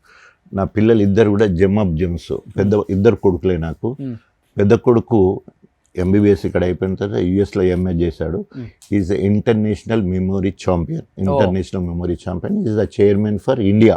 అంటే మెమొరీ టెస్ట్ పెట్టాలంటే వాడి ర్యాంక్ నేను అనుకుంటా 642 వర్డ్స్ చెప్పేసి ఏ వర్డ్ ఎక్కడ చెప్పినా మళ్ళీ చెప్పే అంత జ్ఞాపకశక్తి. ఈ మధ్య డాక్టర్ క్రాంతిరాజ్, తర్వాత మళ్ళీ MSc చేసిండు. ముందు MS యూఎస్లో చేసిండు, MSc. మొన్న రీసెంట్లీ ISBలో MBA కూడా కంప్లీట్ చేసిండు. అంటే మల్టీ టాలెంటెడ్ ఉంటేనే అలా సీట్ వస్తుంది. నేషనల్ 4 కాలేజీలలో అదొకటి. రీసెంట్లీ MBA కంప్లీట్ అయ్యాడు. ఇది పెద్ద బాబు. చిన్న బాబు MBBS, MS అయిపోయింది, MCH plastic surgery, Osmania gold medallist. Reconstructive surgery అంటే శరీరంలో ఫర్ బ్రెస్ట్ క్యాన్సర్ వస్తే తీసేసి బట్టకు తీసుకొచ్చి ఇక్కడ పెట్టేసి రీకన్స్ట్రక్షన్ చేసే సబ్జెక్ట్ రేరు. అండ్ బీఆర్ఎస్ ప్రభుత్వంలో ఒకటేసారి డాక్టర్ రిక్రూట్మెంట్ అయింది, 1345 ఉద్యోగాలు ఇచ్చాడు. దాంట్లో ఫస్ట్ జాబ్ వీడికి వచ్చింది, గవర్నమెంట్ జాబ్. నా ఈ సెటిల్డ్ ఈ JND government hospital, Gandhi hospital, Warangal. Is associate professor now. So 5-6 జిల్లాలలో ఎలెక్టెడ్ కేసెస్ పిలిపిస్తారు, చేయించుకుంటారు. ఇది ప్లాస్టిక్ సర్జన్. సో ఫ్యామిలీ మొత్తం డాక్టర్స్. పెద్ద కోడలు గైనకాలజిస్ట్, చిన్న కోడలు సైకియాట్రిస్ట్. సో మేమిద్దరం, మాకిద్దరు కొడుకులు, వాడికి కూడా ఇద్దరు కొడుకులు. సో ఓవరాల్గా మేమిద్దరము, మాకిద్దరు, వాళ్ళకి ఇద్దరు. Happy family. సో ఎడ్యుకేషన్లో ఎంత అది కూడా చెప్పాలి కదా అడగకముందే. ఎడ్యుకేషన్లో ఎంతగా ఆల్మోస్ట్ పొలిటికల్ ఫ్యామిలీస్లో హైలీ క్వాలిఫైడ్ అంటే మాది వన్ ఆఫ్ ద ఫ్యామిలీస్ అవుతుంది. సంపాదనలో మాత్రం లాస్ట్ ఉంటాం, ఎందుకంటే ఆ సంపాదన అనేది మనకు అబ్బలే. సో ఎమ్మెల్యే కాకముందు అంటే డాక్టర్గా ఉన్నప్పుడు ఏదైతే ఎర్న్ చేశానో, సో అదంతా ట్రాన్స్పరెంట్. అంటే అప్పుడు 25,000కి ఎకరం తీసుకున్నాను అనుకో, ఇప్పుడు 50 లక్షలకి ఎకరం అయి ఉండొచ్చు కొన్ని ప్లేస్లలో. సో ఆ రకంగా అట్లున్నాయి.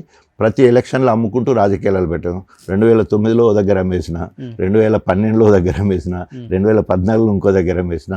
ఇప్పుడు గన్పూర్లో ఉన్న హాస్పిటల్, అక్కడ ల్యాండ్, తర్వాత ఇక్కడ పెంట్ హౌస్ ఒకటి ఉంటే ఇది మొత్తం కూడా 2018లో అమ్మేసిన. అయినా కూడా ఉపవాసం ఉండలేదు, ఏదో లేనట్టు కాదు. నేను సొంత ఇల్లు హైదరాబాద్లో లేదు, సొంత ఇల్లు హైదరాబాద్లో లేదు. ఇప్పుడు ఎమ్మెల్యే క్వార్టర్స్ నుంచి వచ్చిన ఓన్లీ హన్మకొండలో మాత్రమే ఇల్లుంది. ఇల్లు నర్సింగ్ హోమ్ ఒక్కటే, గన్పూర్లో ఇల్లు ఉంది, ప్రాపర్ గన్పూర్. సో మీ ప్రాపర్టీ అంటే ఇంకంతే, ఇల్లు ఉన్నాయి. తర్వాత కొన్ని భూములు ఉన్నాయి కొనుక్కున్నప్పుడు, డాక్టర్గా కొన్న ల్యాండ్స్ ఉన్నాయి కదా, నేను అదే చెప్తున్నా. అది కొంచెం రేట్లు పెరిగినాయి అంతే. ఎమ్మెల్యే అయిన తర్వాత అన్ని అమ్ముకునుడే. ఈసారి 100 అవుతుంది అంటారా ఎమ్మెల్యేకి? చూడాలి. Okay, thank you for your blessings. నాకు చిన్నోడు అయినా కూడా పెరగాలంటున్నా సంతోషం. ఎమ్మెల్యేకి 100 అవుతాయి అంటే ఈసారి కంటెస్ట్ చేయాలంటే అంటావా? ఓకే. సో ఎప్పుడు కూడా ఖర్చు విషయానికి వస్తే కడియం శ్రేయర్కి ఎప్పుడు నేను 10% కూడా ఖర్చు పెట్టలే, కానీ మెజార్టీ అంతంత ఎక్కువ వచ్చింది. కడియం శ్రేయర్ దాంట్లో ఆయన 15 కోట్లు ఖర్చు పెట్టిన అనుకో, నేను 38 లక్షలు ఖర్చు పెట్టిన. ఆయన 25 కోట్లు ఖర్చు పెట్టిన అనుకో, నేను 1,80,00,000 ఖర్చు పెట్టిన. ఇవన్నీ లెక్కలు ఉన్నాయి. సో ఆయన దాంట్లో ఎప్పుడు నేను 10% కూడా ఖర్చు పెట్టలే, కానీ మెజార్టీ మాత్రం ఎక్కడో ఆయన కంటే ఎక్కడెక్కడో ఉంది నాది. సార్ ఒక్కసారి నిలబడతారా? తప్పకుండా. మీ పంచకట్టు ఒక్కసారి మా ఆడియన్స్ ఎప్పటి నుంచో, సో ఒకసారి చూడొచ్చు. Okay, thank you. కానీ రాజశేఖర రెడ్డి గారి పంచకట్టు కాదనుకుంటా ఇది. కాదండి, అదే అది ఏమైందంటే ఇట్లా తీసుకొచ్చి ఇట్లా ఉంటుంది అన్నట్టు, అది లేకపోతే ఇటు ఉంటుంది. డాక్టర్లు అయినా అంత పెద్ద చదువు చదువుకున్నా ఇలా ఇలా అది మీరు maintain చేయడం అయితే గోచీలు కష్టం. కట్టడం అనేది నిజంగా గ్రేట్. పంచలు మళ్ళీ కట్టడం, ఇదే కడతాను, దీని మీద ఎగురుతాను, దునుకుతాను, డప్పు కొడతాను అన్ని ఎవ్రీథింగ్. సో ఇప్పుడు రాజశేఖర రెడ్డి గారిని ఫస్ట్ ఫాలో అయింది మీరా బట్టి గారా? అంటే నేను ముందు డిప్యూటీ సీఎం అయినా కాబట్టి నేనైనా చెప్పుకోవాలా. అంటే డిసిగ్నేషన్ అంటే 4 సార్లు వరుసగా అయినా కానీ నేనే ముందు 4 సార్లు అయినా బట్టి కంటే. తెలంగాణ మొత్తంలో ఒక మాదిగ ఎమ్మెల్యే అయినా మాలనుకో మాలదాస్ మాదిగ ఎమ్మెల్యేగా నేనే హైయెస్ట్ మెజార్టీతో గెలిచి నా మెజార్టీ ఇప్పటివరకు ఎస్సీ వాళ్ళ దాంట్లో ఎవరికి కూడా రాలేదు. మెజార్టీ నాదే ఉంది, కంటిన్యూస్గా గెలవడం నేనే, ఫస్ట్ డిప్యూటీ సీఎం కూడా నేనే. కాబట్టి కొన్ని రికార్డ్స్ అయితే నా పేరు ఇట్లా ఉండిపోయినాయి. ఈ ధోతి కూడా అందులోకే వస్తుంది. సో ఇప్పుడు first deputy chief minister Rajasekhara Reddy గారినే ఫాలో అవుతున్నారు, సేమ్ కాంగ్రెస్ పార్టీ కాబట్టి.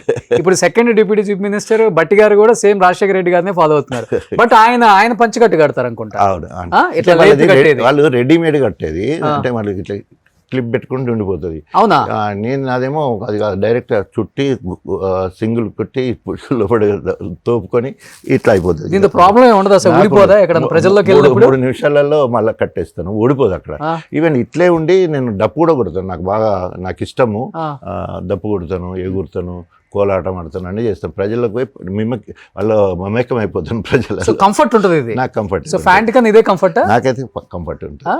ఇక నేను ఇట్లా అలవాటు అంటే ఓన్లీ హాస్పిటల్లో ఇల్లు దవాఖాన ఒకటే కాబట్టి హాస్పిటల్లో ఉన్నప్పుడు పాయింట్ షర్ట్ తోటి మళ్ళీ పేషెంట్లను చూస్తారు. ఇప్పుడు చూస్తున్నారు పేషెంట్లు? చూస్తాను కదా, 100% చూస్తారు. ఇల్లు దవాఖాన అంత ఒకటే, ఎవరు లేకున్నా కూడా మళ్ళీ నేను చూస్తాను. అది ఫ్యామిలీ డాక్టర్ లెక్క. నేను పిల్లల కన్సల్టేషన్ వాళ్ళ కన్సల్టెంట్ రూమ్ ఉంటే వాళ్ళు చూస్తారు. Okay okay. మీరు ఎక్కడ తీసుకుంటారు ఇవి పంచలు? మావిడే చూసుకుంటుంది, మొత్తం మావిడనే. మొత్తం మీ కాస్ట్యూమ్ డిజైనర్ అంతా మేడం ఆమెనే, కుట్టియడం కూడా ఆమెనే, టైలర్ కూడా మన వరంగల్ నుంచి ఇంటికి వచ్చి కుట్టిపోతారు అంతే. So first of all great, ఎందుకంటే వీళ్ళు ఎంత పెద్ద పొలిటీషియన్ నేను చెప్పట్లా, ఇంత పెద్ద డాక్టర్ ఆయన, ఎన్ని అవార్డ్స్ తీసుకున్నారు, ఎంత గొప్ప మనిషి. అలాంటి వ్యక్తి ఇలాంటి దుస్తులకి వాల్యూ ఇవ్వటం అనేది, అంటే చేనేత కార్మికుల కోసం ఆయన అప్పుడు చేసేవాళ్ళు సపోర్ట్, అంటే కట్టుకోవాలి అందరం అని, అది మీ అందరూ ఫాలో అవటం గ్రేట్. సో ఇద్దరు డిప్యూటీ చీఫ్ మినిస్టర్లకి బట్టి గారికి అండ్ రాజయ్య గారికి ఇద్దరికి ధన్యవాదాలు. Thank you sir, nice meeting to you. Suman టీవీలో మీ పర్సనల్ అండ్ బిజినెస్ ప్రమోషన్స్ కోసం కింది నెంబర్కి కాంటాక్ట్ చేయండి.